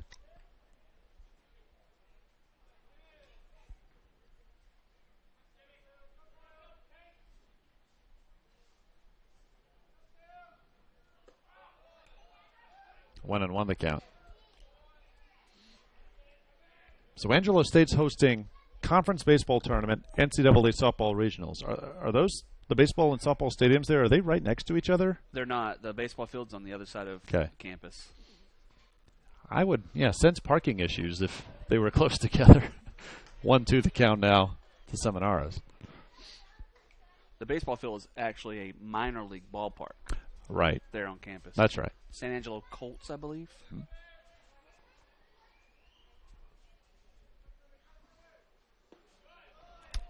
It was Angelo State baseball that defeated St. Edward's last season in the final game of the NCAA Regional at Colorado Mesa to move on to the World Series. They're number 1 ranked in the region right now. Mesa number 2, Lubbock Christian number 3. Rip to left foul. And see, that's the respect that you think the Heartland Conference deserves. Like you said, last year's regional, Angelo State finished first. St. Edward's runner-up. Lubbock Christian finished third. The Hilltoppers knocked off Lubbock Christian heading to the championship game. So 2 out of the last 3 teams remaining, Heartland Conference schools. I thought St. Edward should have hosted last year, frankly. Mesa had an argument, but St. Edward's ended the season so well. Mesa had to come back and win their conference tournament. Last year, if I remember correctly, they lost their first game that had to do it the hard way. And then, of course, neither of those teams won it. Angelo State did. Yeah, it's been there 3 straight years, and Mesa's won it 1 of the 3 years. And actually, the year they won it, they finished runner-up in the national tournament. Little floater, Dooley there, or rather Galeen, and that'll do it in the 5th. So after a rough beginning, Chris Jones has settled in there. Now St. Mary's looking for more offense. 5-2 Lions through 5.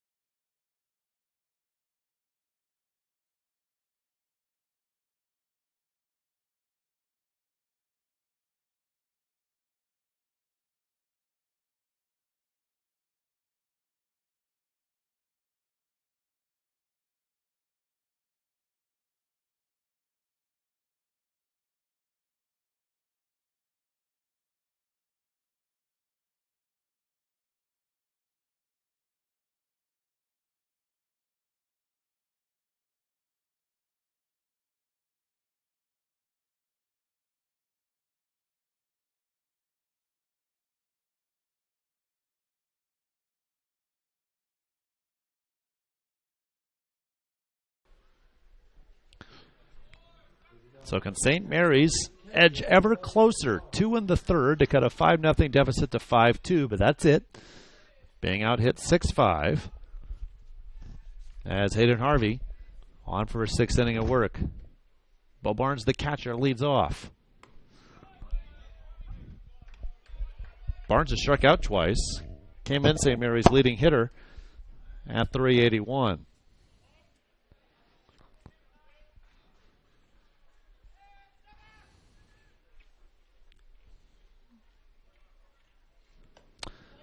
So it's over in San Angelo. Heartland Conference softball teams go 1-1 today in the NCAAs. Angelo State rallied to defeat Lubbock Christian 4-3. Earlier today, St. Mary's over Texas Women's 7-5.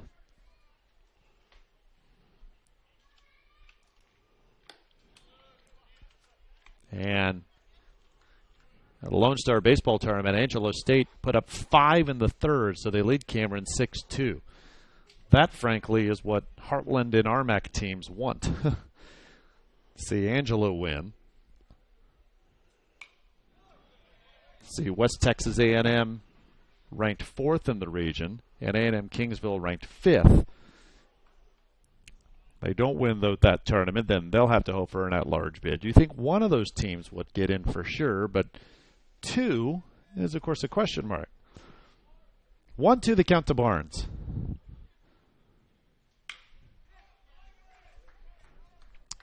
Easy play for Allen, 1 away.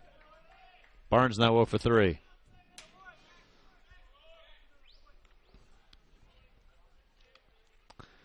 So since the 2-run third, St. Mary's has only been able to scratch out a walk and a 2-out single against Harvey.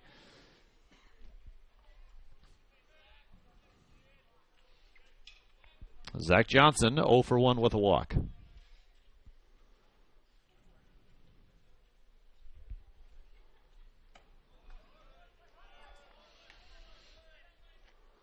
Now, we haven't kept complete track of it, but there have been a bunch of first pitch strikes from Harvey so far tonight.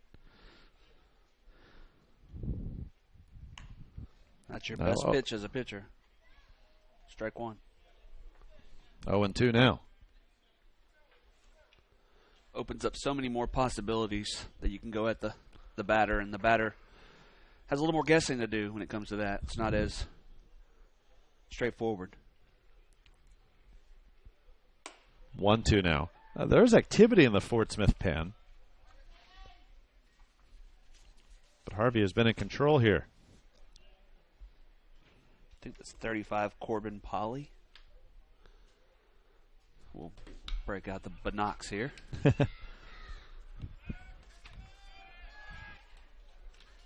Count still 1-2.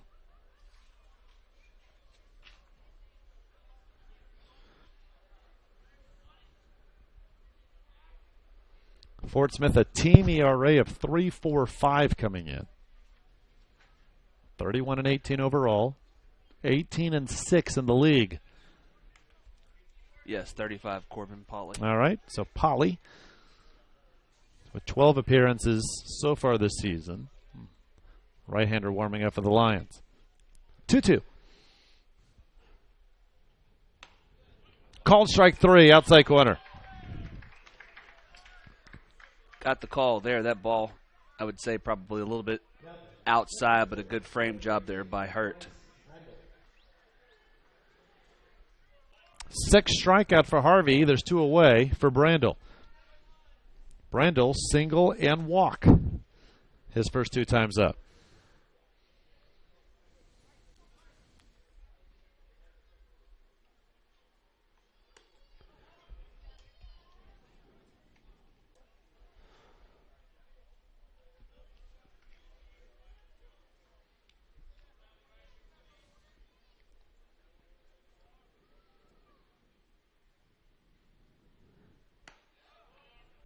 One the count.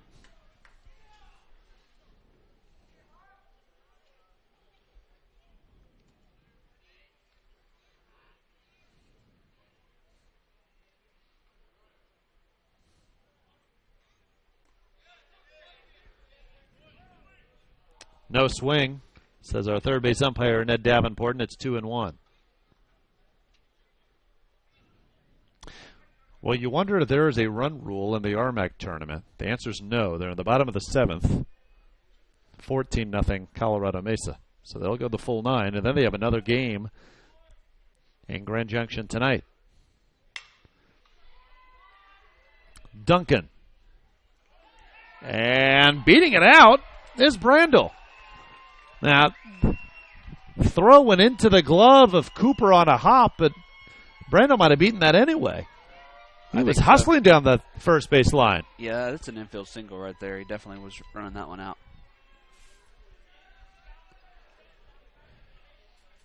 Well, now we've got the pullover on Coach Holland now. Todd Holland. T-shirt. Sorry, Logan. Todd Holland's going to have words with Patrick Griffin now. And he's challenging head coach Rob Penders for St. Edwards. He's not talking to the first base umpire. He's got second and third. He's only missing home plate now.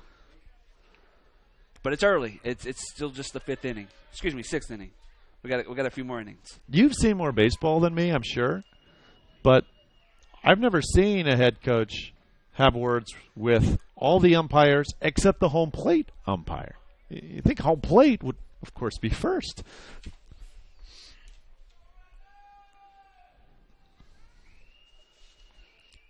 Home plate umpire Bill Lawrence, obviously with an excellent strike zone tonight then. All right, here's Javier Camacho. Brandel on first, 2 outs in the 6th.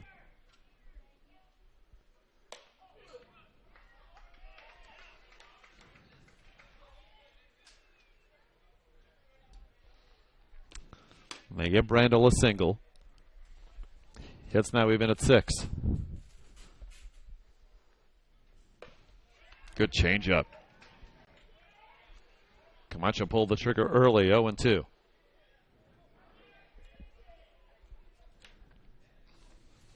Well, Harvey running up there pretty good. Got him topped out at 89. Now, Todd Holland did tell us mainly around 86 to 88 on his fastball, so that was just 89. 2 outs in the 6th, a little extra juice flowing for the Fort Smith hurler. Runner going. Quick throw to second. Tag applied. Got him. On a dart, Dylan Hurt shows off his arm. Brandel caught stealing, and that does it for the Rattlers in the 6th. 5-2, the Fort Smith lead through 5.5.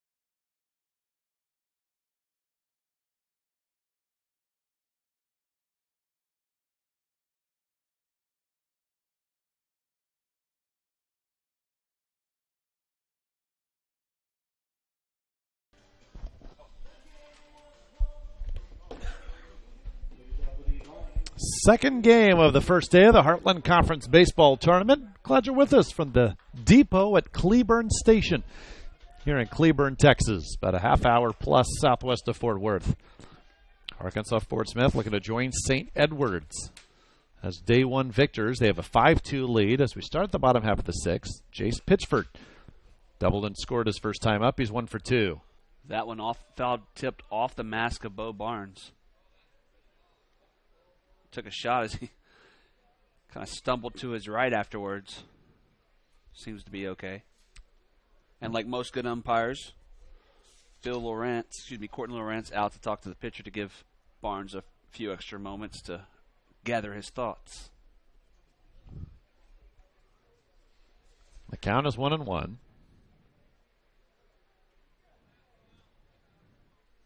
So for you people that hit the highways out there, Cleburne, right off of Highway 67, which runs just south of Fort Worth up through Alvarado and Midlothian, all the way to Waxahachie.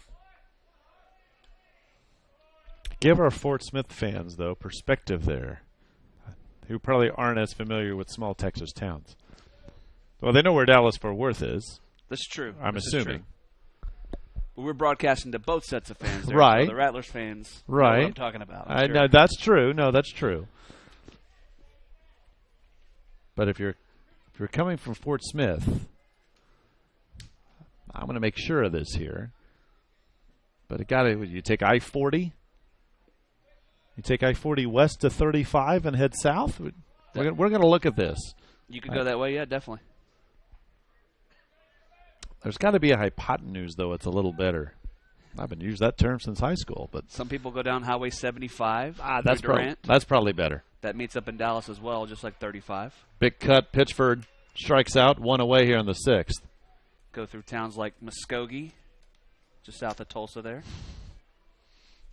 You have been around. Been in the Heartland Conference for a few years. Well, before then, Central Missouri, Texas Wesleyan, so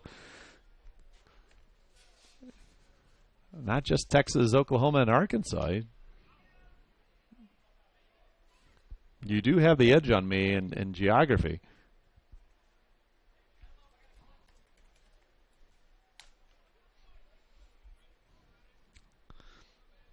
Brennan Dooley 0 for 2. Count is 0-1.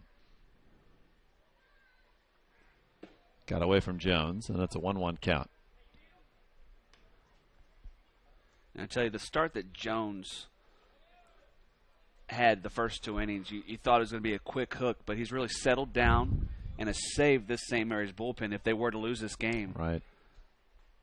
To have the ability to come all the way back through the loser's bracket. However, only 5-2 and still 3 more at-bats to come. So according to Google, if you did not stop, it would take 5 hours, 15 minutes to get here. And you're right. You'll take Highway 69 south to Highway 75 south.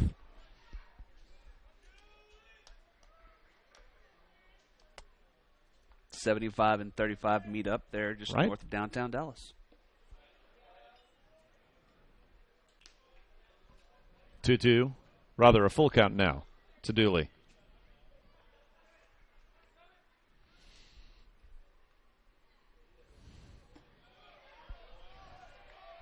Dooley draws a 1-out walk. So we're about 325 miles southwest of Fort Smith.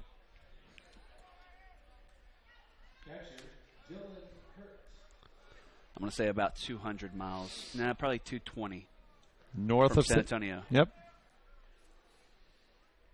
We're checking that now. Here's Dylan Hurt. Showed off his arm behind the plate so far today. I mentioned Todd Holland calls him the best catch and throw guy he's had. Hacking away at this first pitch, coming on strong. Brandel, it'll fall in front of him. Hurt, his second single, his first one in the second, drove in a run. He's 2 for 3.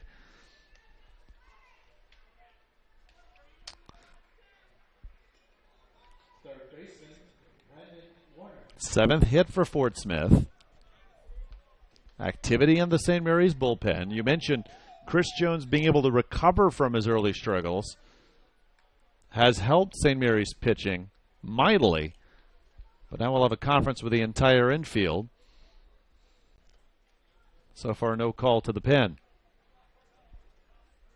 By the way, we're about 240, 250 miles northeast of San Antonio. So it's not a huge difference.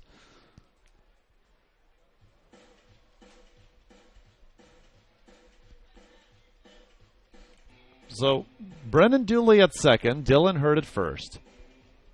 Fort Smith a run in the first inning. Logan Allen got things started with a leadoff double. After being bunted over to third by Drew Duncan, Dion Williams would drive him in on a single off an 0-2 fastball. And I made it 1-0, and then the Lions exploded for 4 in the second. RBI singles by Dylan Hurt, Logan Allen, and Drew Duncan. They've been off the board since. This is the first time they've had multiple runners on base since that 4-run second inning.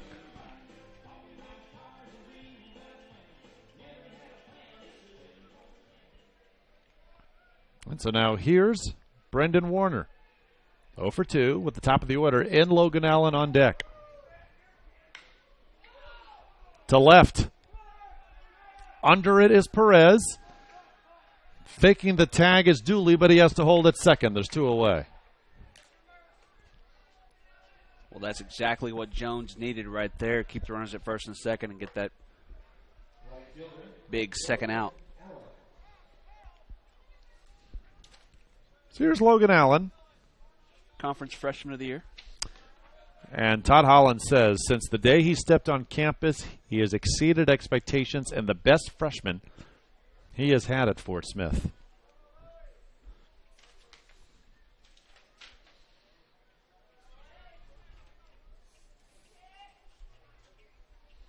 .325 batting average will do that. Slugging percentage of .500. To center. Brandel there. And that'll do it in the 6th. Fort Smith leaves 2 on, and still it's a 5-2 Lions lead.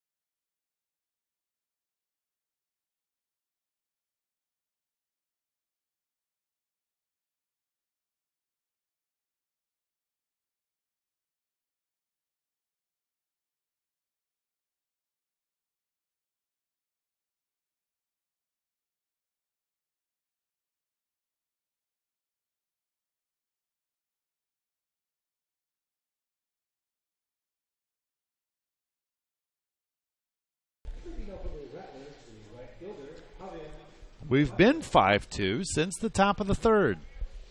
Now we start at the top of the 7th. Hayden Harvey doing the job, allowing 6 hits and those 2 runs to St. Mary's. Fort Smith sweeping the Rattlers in San Antonio under a week ago, looking for their 4th win in 7 days against them. First pitch strike to Javier Camacho, who's 0 for 2. That'll be followed by James Galeen and Brian Ramirez.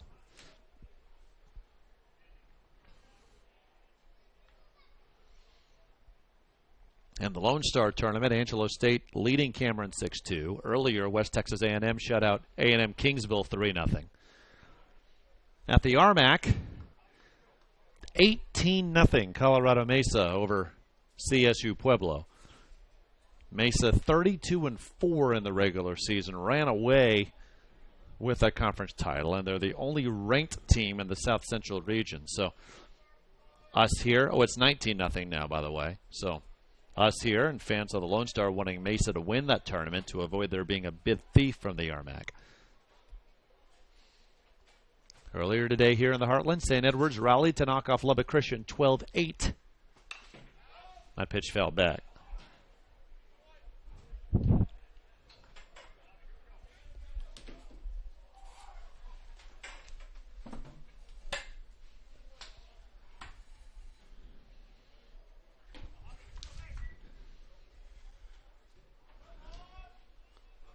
Camacho came in batting 179. Time called.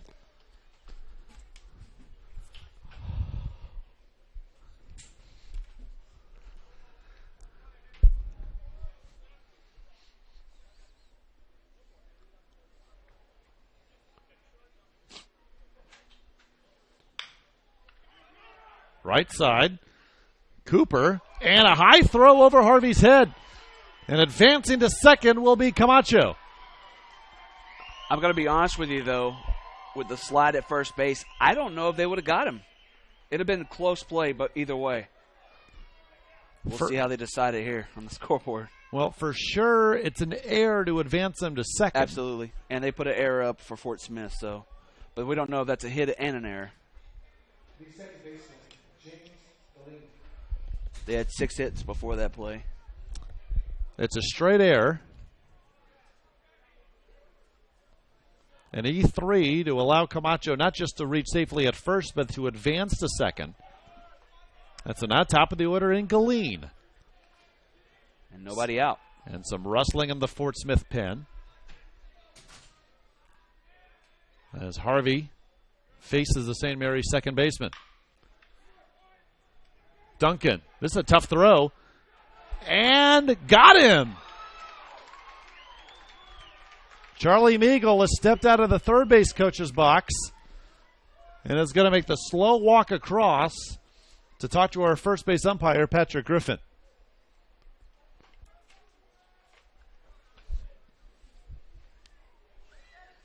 I thought there was no way in the world they were going to get him, but the shortstop, Duncan, made a heck of a throw and was very close play. 50-50 call, if you ask me. It was just a heck of an effort by Duncan to get it to first because he more or less threw off his back foot. And now, I'm going to make a correction. It's actually Ned Davenport at first. Patrick Griffin's over at third. And Ned Davenport's going to... He's going to ask the home plate umpire if the foot was off the back because Cooper did have to stretch for it. Right. So, and I like this. I think too often you see umpires stick to their guns where, you know what, maybe someone else had a better look. Well, they will still rule Galeen out. So tough play, but give Drew Duncan credit for a nice throw over to first. And even with all that, Camacho holds at second. So here's Brian Ramirez. He's 0 for 3. So one difference between Game 1 and Game 2, Bustamante, the shortstop from Lubbock Christian, tried to advance to third on a ball just like that and was thrown out, kind of killed a rally for Lubbock Christian. Let's see if Camacho staying at second benefits the Rattlers. That's such a hard thing to do in real time because Bustamante again was kind of backing up Duncan, was backing up as he made the throw to first.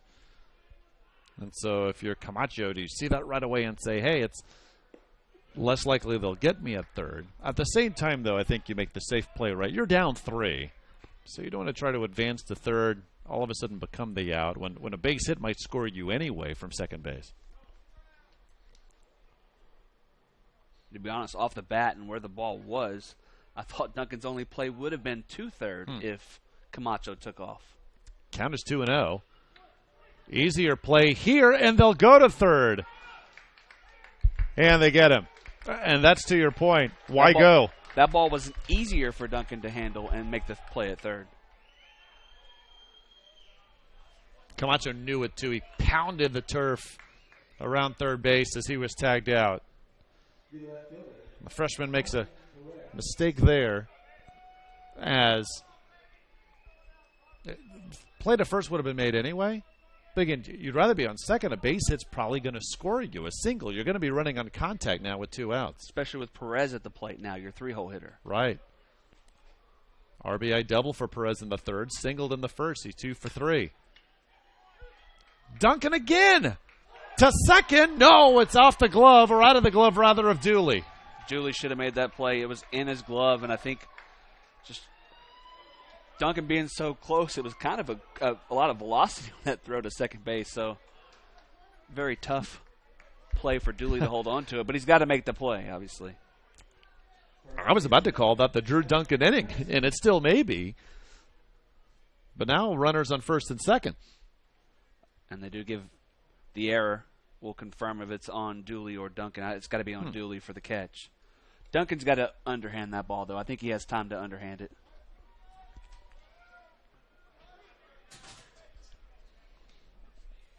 They'll rule it at E4.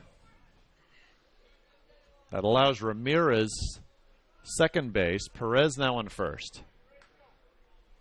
All of a sudden now, we got the tying run at the plate. And the cleanup hitter, Jack Kaiser. Well, Jack Kaiser's had 2-0 counts the last 2 at-bats, but hasn't been able to produce. We'll see if that changes here. And again, getting ahead early in the count. So first pitch ball. Kaiser did single last at-bat, but no one was on base. Mm-hmm. He is 1 for 2 with a walk. And another 2-0 count. Second baseman Dooley is about 5 steps on the outfield turf at second. You can see him on your screen. Shortstop Duncan is just shaded to the left side of second base. Of course, in the major leagues now, you see so many of these extreme shifts. Of course, it's not as extreme as it used to be. You see them so often, right? But just where you see the players positioned, a huge hole on the left side of the infield as they obviously play Kaiser to pull. Tough play, shallow left, and it hangs up long enough for Williams, though, to come in and get under it. St. Mary's had its chances. They leave 2 more. And as we stretch, still 5-2 Fort Smith.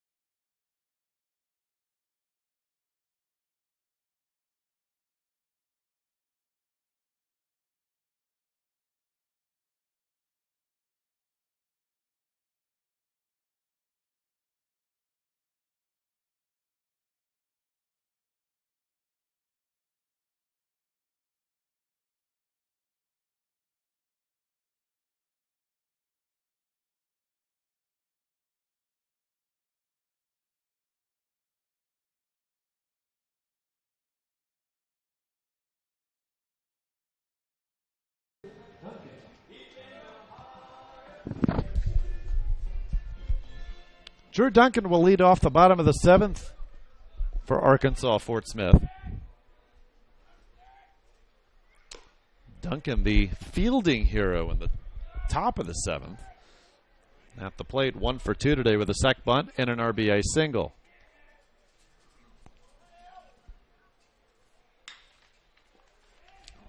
Lifts this to right. Camacho there, and there's one away. St. Mary's has had opportunities. In fact, Logan, they have not had a 1-2-3 inning at the plate in this game. Left a runner on second in the 4th, runner on first in the 5th, caught stealing at second into the 6th, and they leave 2 on in the top of the 7th after getting 2 runs, their only runs of the game, in the 3rd.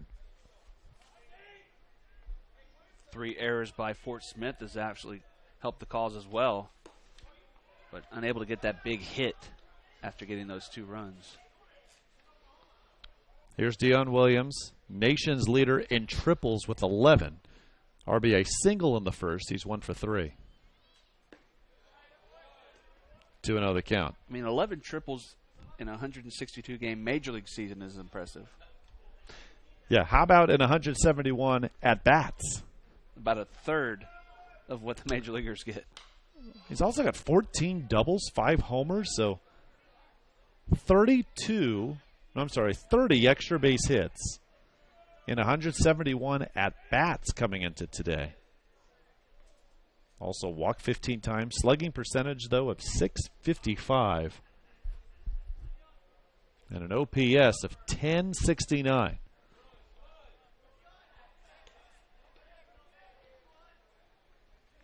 OPS, of course, being on-base percentage plus slugging.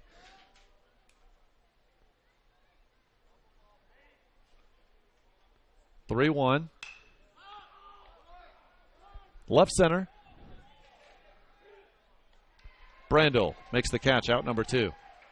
Man, Brandel covered some ground on that one. He was out in deep right center and made that one in short left center, the catch.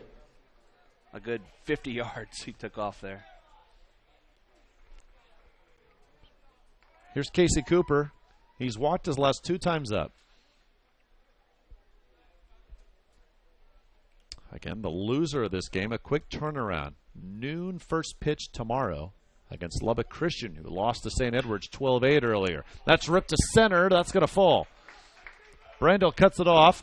Big turn. And Cooper heading to second. He'll slide in safely. Yeah, I don't know if Brandel even thought Cooper would go for second. He did not deliver the ball quickly. He double-clutched out there in center field. We'll see if it's a straight-up double. I mean, it should be. I mean, where the ball was hit, and we'll see what the call is. Apologies. You were right on it, seeing the double clutch, and that allowed Cooper to make the big turn and keep going. I mean, Cooper made a very, very lengthy turn at first base. Just kept going. So he's on for the third straight time. Single and an E8 is what the ruling is. And that gets away. That's going to be a from the fast catcher, ball. Barnes. Yeah, Barnes should have had that one. That was off his glove. I saw the double clutch. The official scorer might have seen a bobble out there when he came for the exchange. Cooper at third. 1-0 count to Seminaris, who's 0 for 1 with a walk and a sac bunt. And pass ball is the call.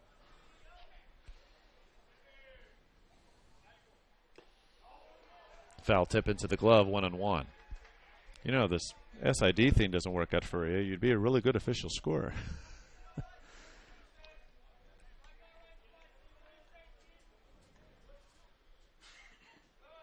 Breaking ball taken, 2-1.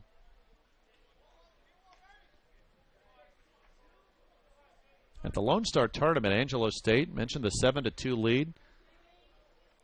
Rams just 4 hits. Cameron has committed 4 errors.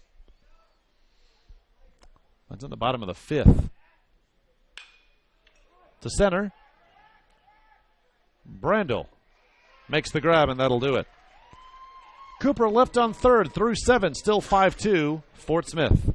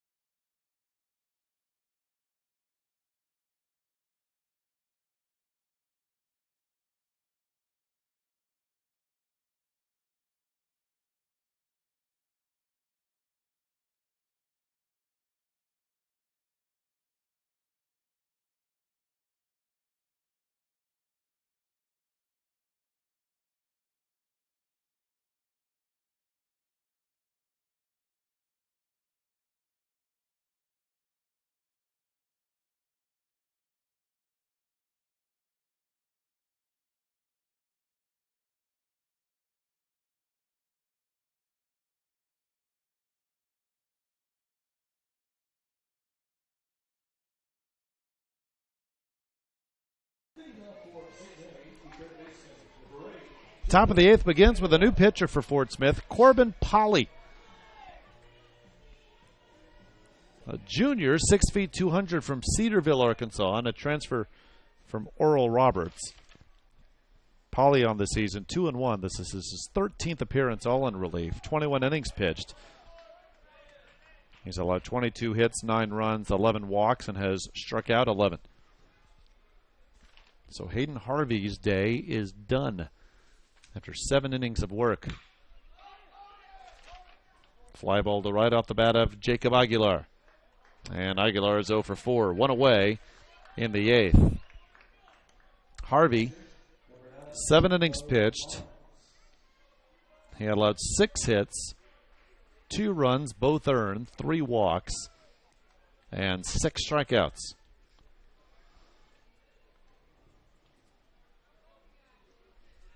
Fort Smith looking to join St. Edwards as day 1 winners.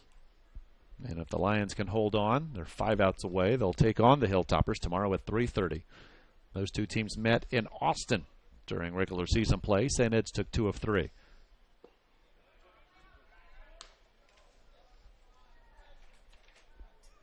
(1-0) the count to Bo Barnes. We can see lightning way out in the distance beyond right center, but we're told it's far enough away that this game doesn't have to be delayed, and it should not affect us, knock on wood. Barnes 0 for 3. A 2-0 count to him. Moving in, Dooley. 2 away now in the 8th. If the Lions were to hang on and face St. Edwards, as you said, Hilltoppers taking 2 of 3 from the Lions. But that third game, that's the game that Fort Smith did win. The winning pitcher for the Lions was Tyler Nelson. Had 10 Ks in that game, so possibly going with him in game number 2 if they were to win. Of course, Hilltoppers have faced all 3 of the starting pitchers for Fort Smith. So right. Harvey came in with their best ERA, but Tyler Nelson does have an ERA of 3.05. Evan Dodd an ERA of 4.06.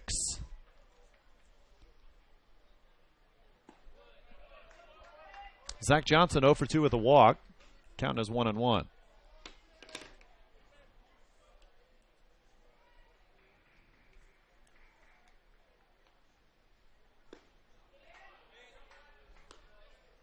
Now 2-1. So it's over. Finally. It's like Foreman knocking out Frazier. 19-0 Colorado Mesa shuts out CSU Pueblo. 1-hitter for J.R. McDermott. It's a bobble by Dooley, but gathers himself in time to get Johnson, and that is a 1-2-3 inning. The first time the Rattlers have gone down in order. And Corbin Polly does the job. 5-2 Fort Smith as we head to the bottom of the 8th.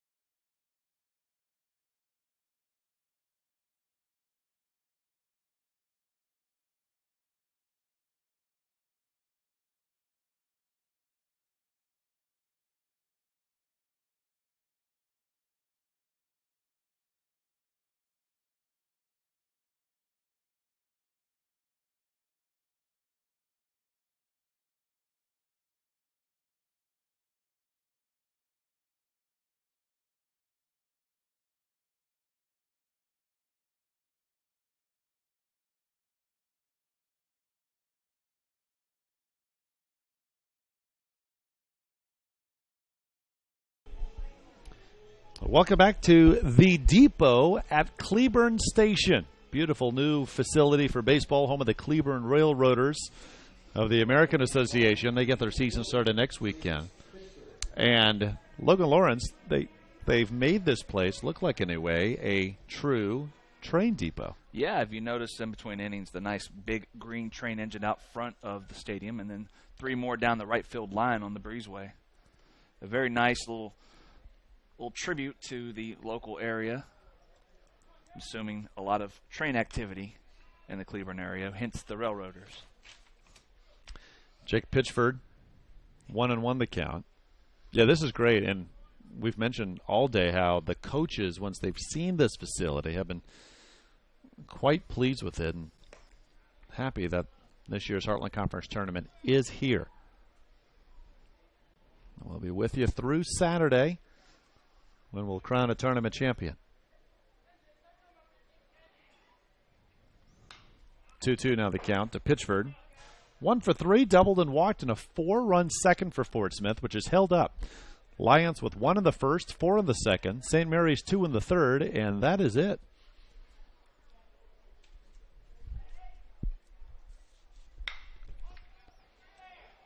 Tough play on a knee. Ramirez on a hop, but not in time. Not against Pitchford.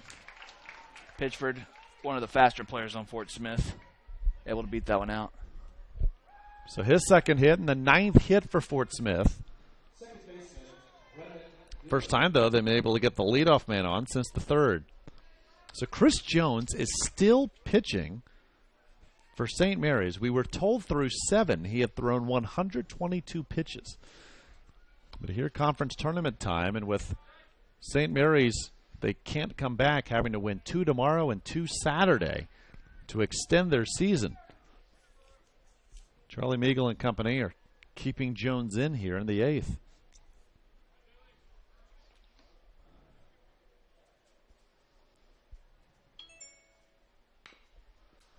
Nice bunt right side. Only play to first. As Brendan Dooley does the job. Sack bunt to move Pitchford over to second.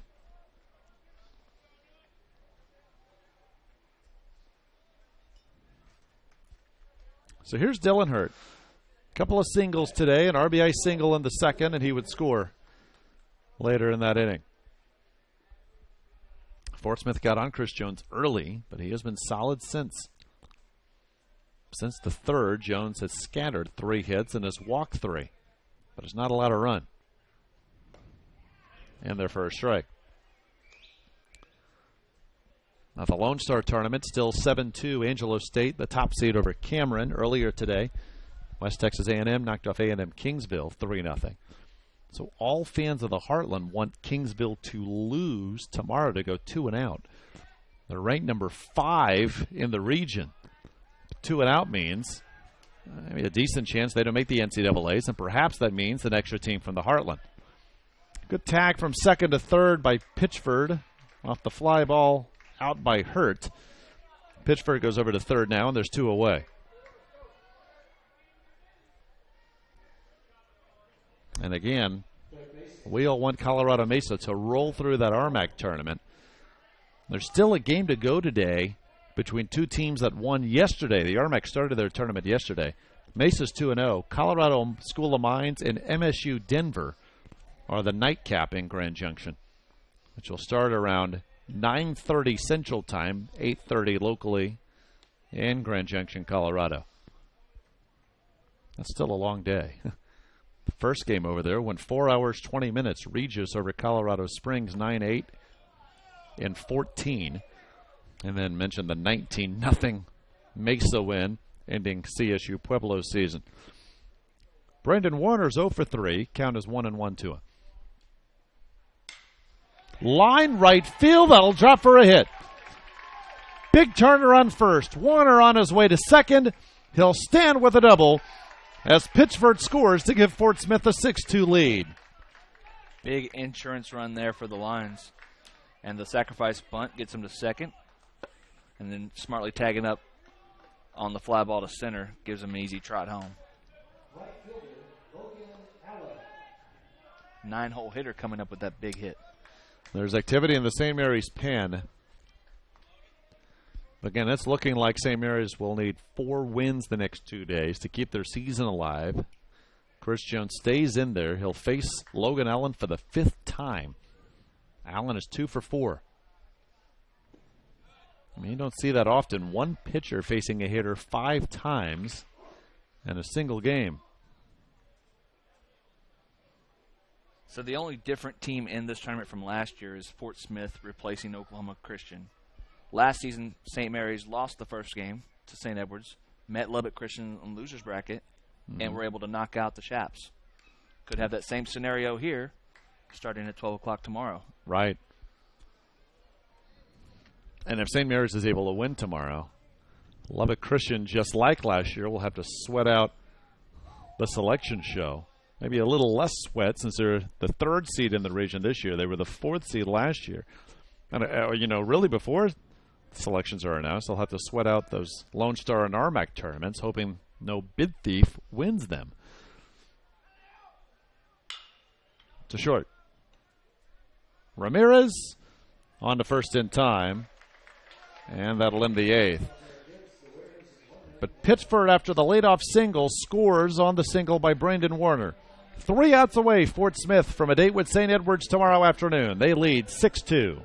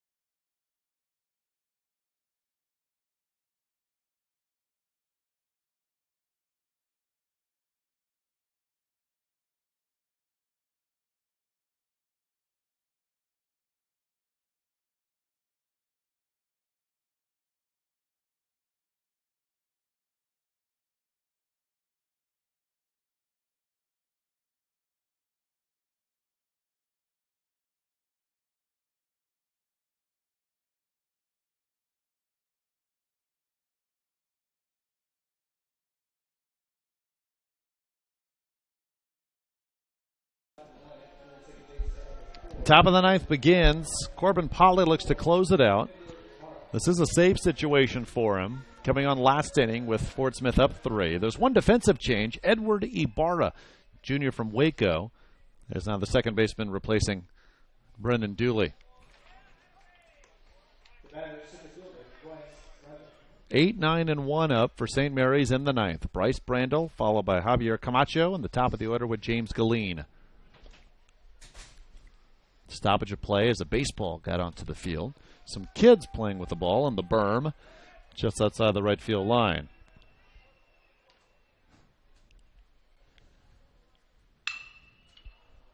And a quick play for Ibarra. 1 away. What a great defensive substitution there. When you're as hot as Fort Smith is, things like that get magnified. Your decisions become good ones more often. And Todd Holland excited about his crew. Chance for an at-large berth to the NCAAs for them, but looking to win it all, and they look good today.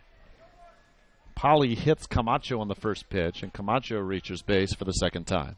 Well, that's exactly what you don't want to do, the 9-hole hitter up there. Now back to the top of the order in Galeen, excuse me. And Galeen single and scored in the 3rd, but that's it. 1 for 4.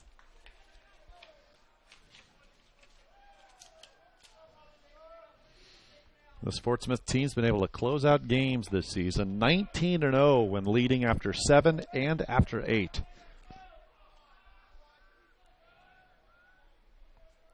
This only their 4th night game of the year.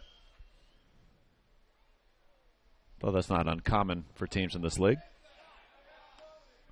2-0 the count. This would be their first neutral site victory of the season. They're 0-3. That pitch low. Fort Smith lost all 3 games at the Houston Winter Invitational at Minute Maid Park in mid-February to Central Missouri, A&M Kingsville, and Tarleton State. They got off to a rough start in non-conference play.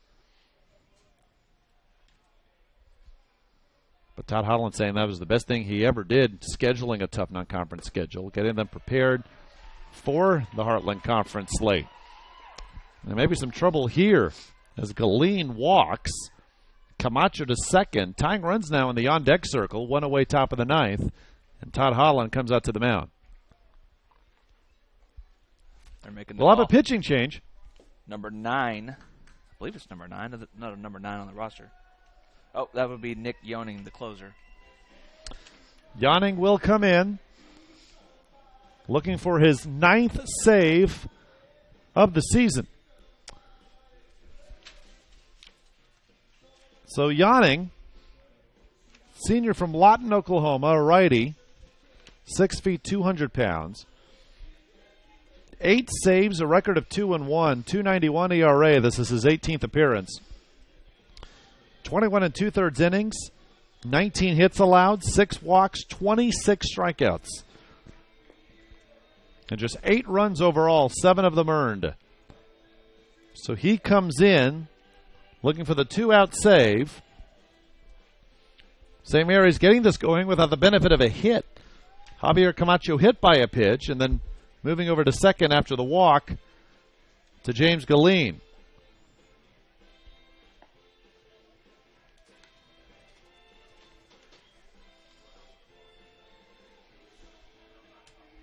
It'll be Yoning facing Brian Ramirez, the St. Mary's shortstop.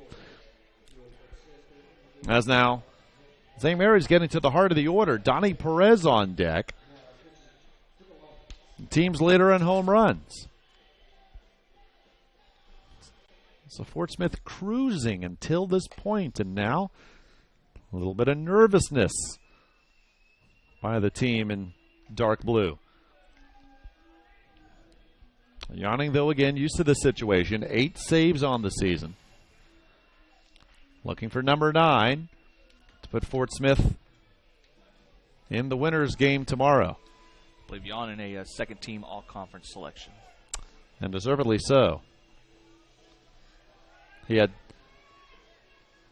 1 save last weekend in the sweep of St. Mary's. And if it weren't for Rusty Huber out of Rogers State, who was an All-American last year, being the first-team closer, Yoning would be that first-team closer. Tough. Some really good closers in the Heartland Conference. Ramirez is 0 for 4. He's reached twice on fielder's choices. First pitch inside. 6-2 the Fort Smith lead, out hitting St. Mary's 10-6.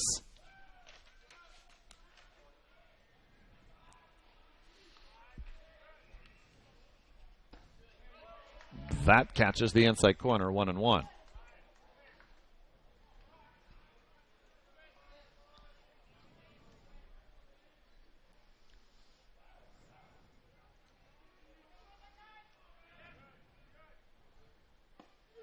Strike. 1-2.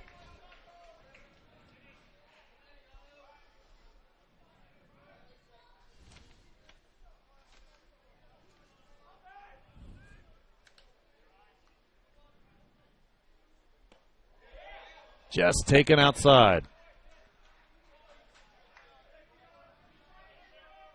This is a tough righty-on-righty matchup for Ramirez. Yoning throwing across his body. Pitchers with good movement to that outside part of the plate. Ramirez takes the count as full. Tying run on deck. And Donnie Perez. Can Ramirez reach to at least slow them up? Fouled off to our right.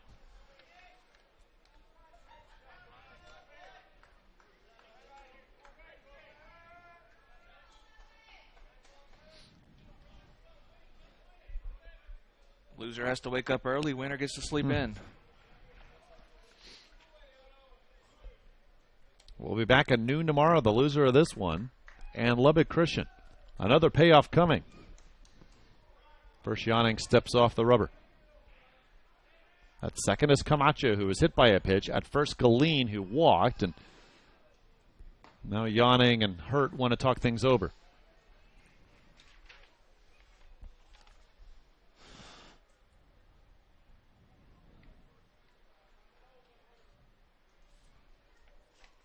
Well, if Ramirez can find a way to get on, that'll bring up Donnie Perez and Jack Kaiser back to back. Yep, they're two power hitters. How big is that insurance run right now for the Lions? It could loom large here. Called strike 3.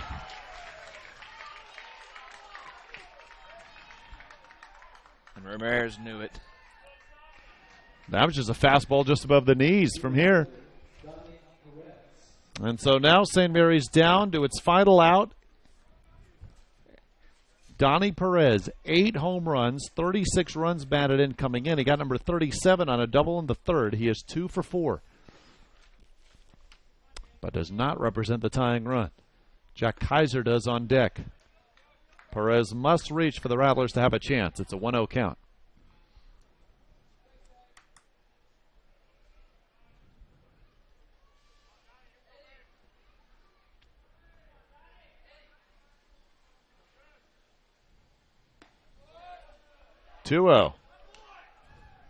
He's waiting for a strike before he actually takes his cuts. Down 4 runs, that's obviously smart baseball.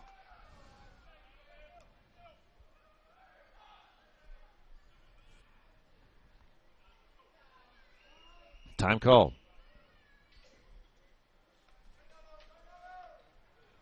Cameron's put up a 3 spot in the 6th to cut the Angelo State lead to 7-5 at the Lone Star. Here, St. Mary's needs 4 at least in the top of the 9th. Strike call.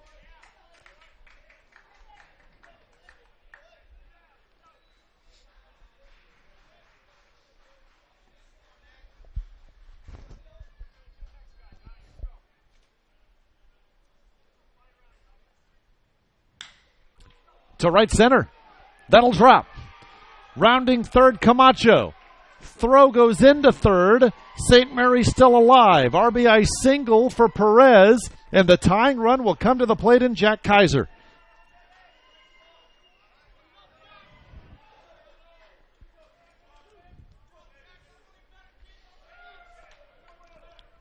Well, the key here for Yawning is to get strike 1, to get ahead in the count. Kaiser, senior from Friendswood, Texas in the Houston area. Transfer from Ole Miss. 1 for 3 with a walk. Came in batting .316, 4 homers, 33 RBIs. Kaiser's faced Yawning once this year, last weekend, and grounded into a double play. 2 outs with Kaiser at the plate, the tying run. 2-0.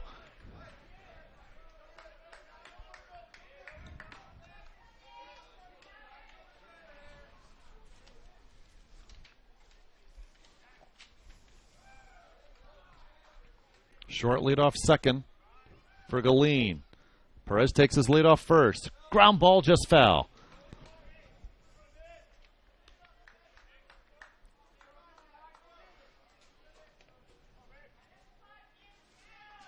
Just a hair too early on that swing by Kaiser. Holds that bat out, now ready. High above his left shoulder. 2-1. 3-1 now. Well, Yawning's getting hit some very dangerous counts to the cleanup hitter. And there's no activity in the Fort Smith pen. Now we see some rustling out there. But this is Yawning's game to end. 3-1, 2 outs. Top of the 9th.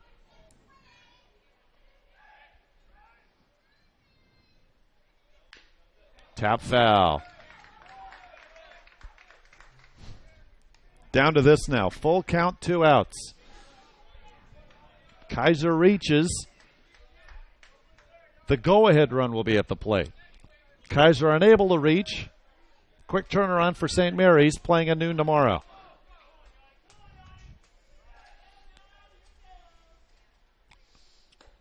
Outside, ball 4.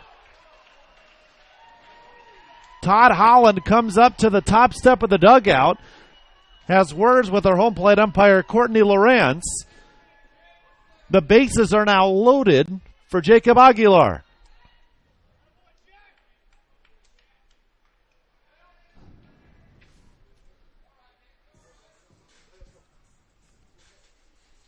I think head coach Charlie Meagle is going to make some type of a change. We'll see if it's a pinch runner.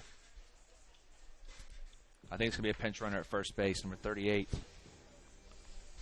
Stephen Wynn, freshman outfielder. Of course, that's the tying run at first base. Right. So Charlie Meagle electing to go with more speed at first, with it being the tying run. Kaiser, the cleanup hitter, comes out. And now Jacob Aguilar, the junior from El Paso, must come through to keep the Rattlers alive. .356 batting average coming in. On-base percentage of .414. 3 homers, 28 RBIs coming in. He's yet to reach base today, 0 for 4. Bases loaded. Tying run at first is Win. Aguilar go-ahead run. First pitch strike.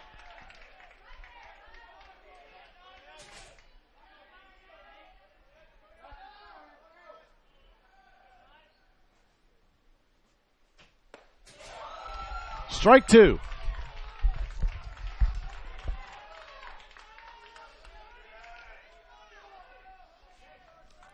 One strike away for Yawning. Got a piece and fouled it back. St. Mary's doing this just on one hit, the RBI single by Perez. Besides that, a hit batsman and 2 walks.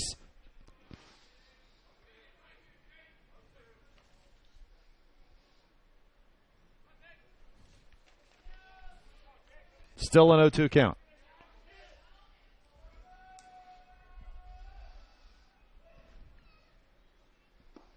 Swing and a miss.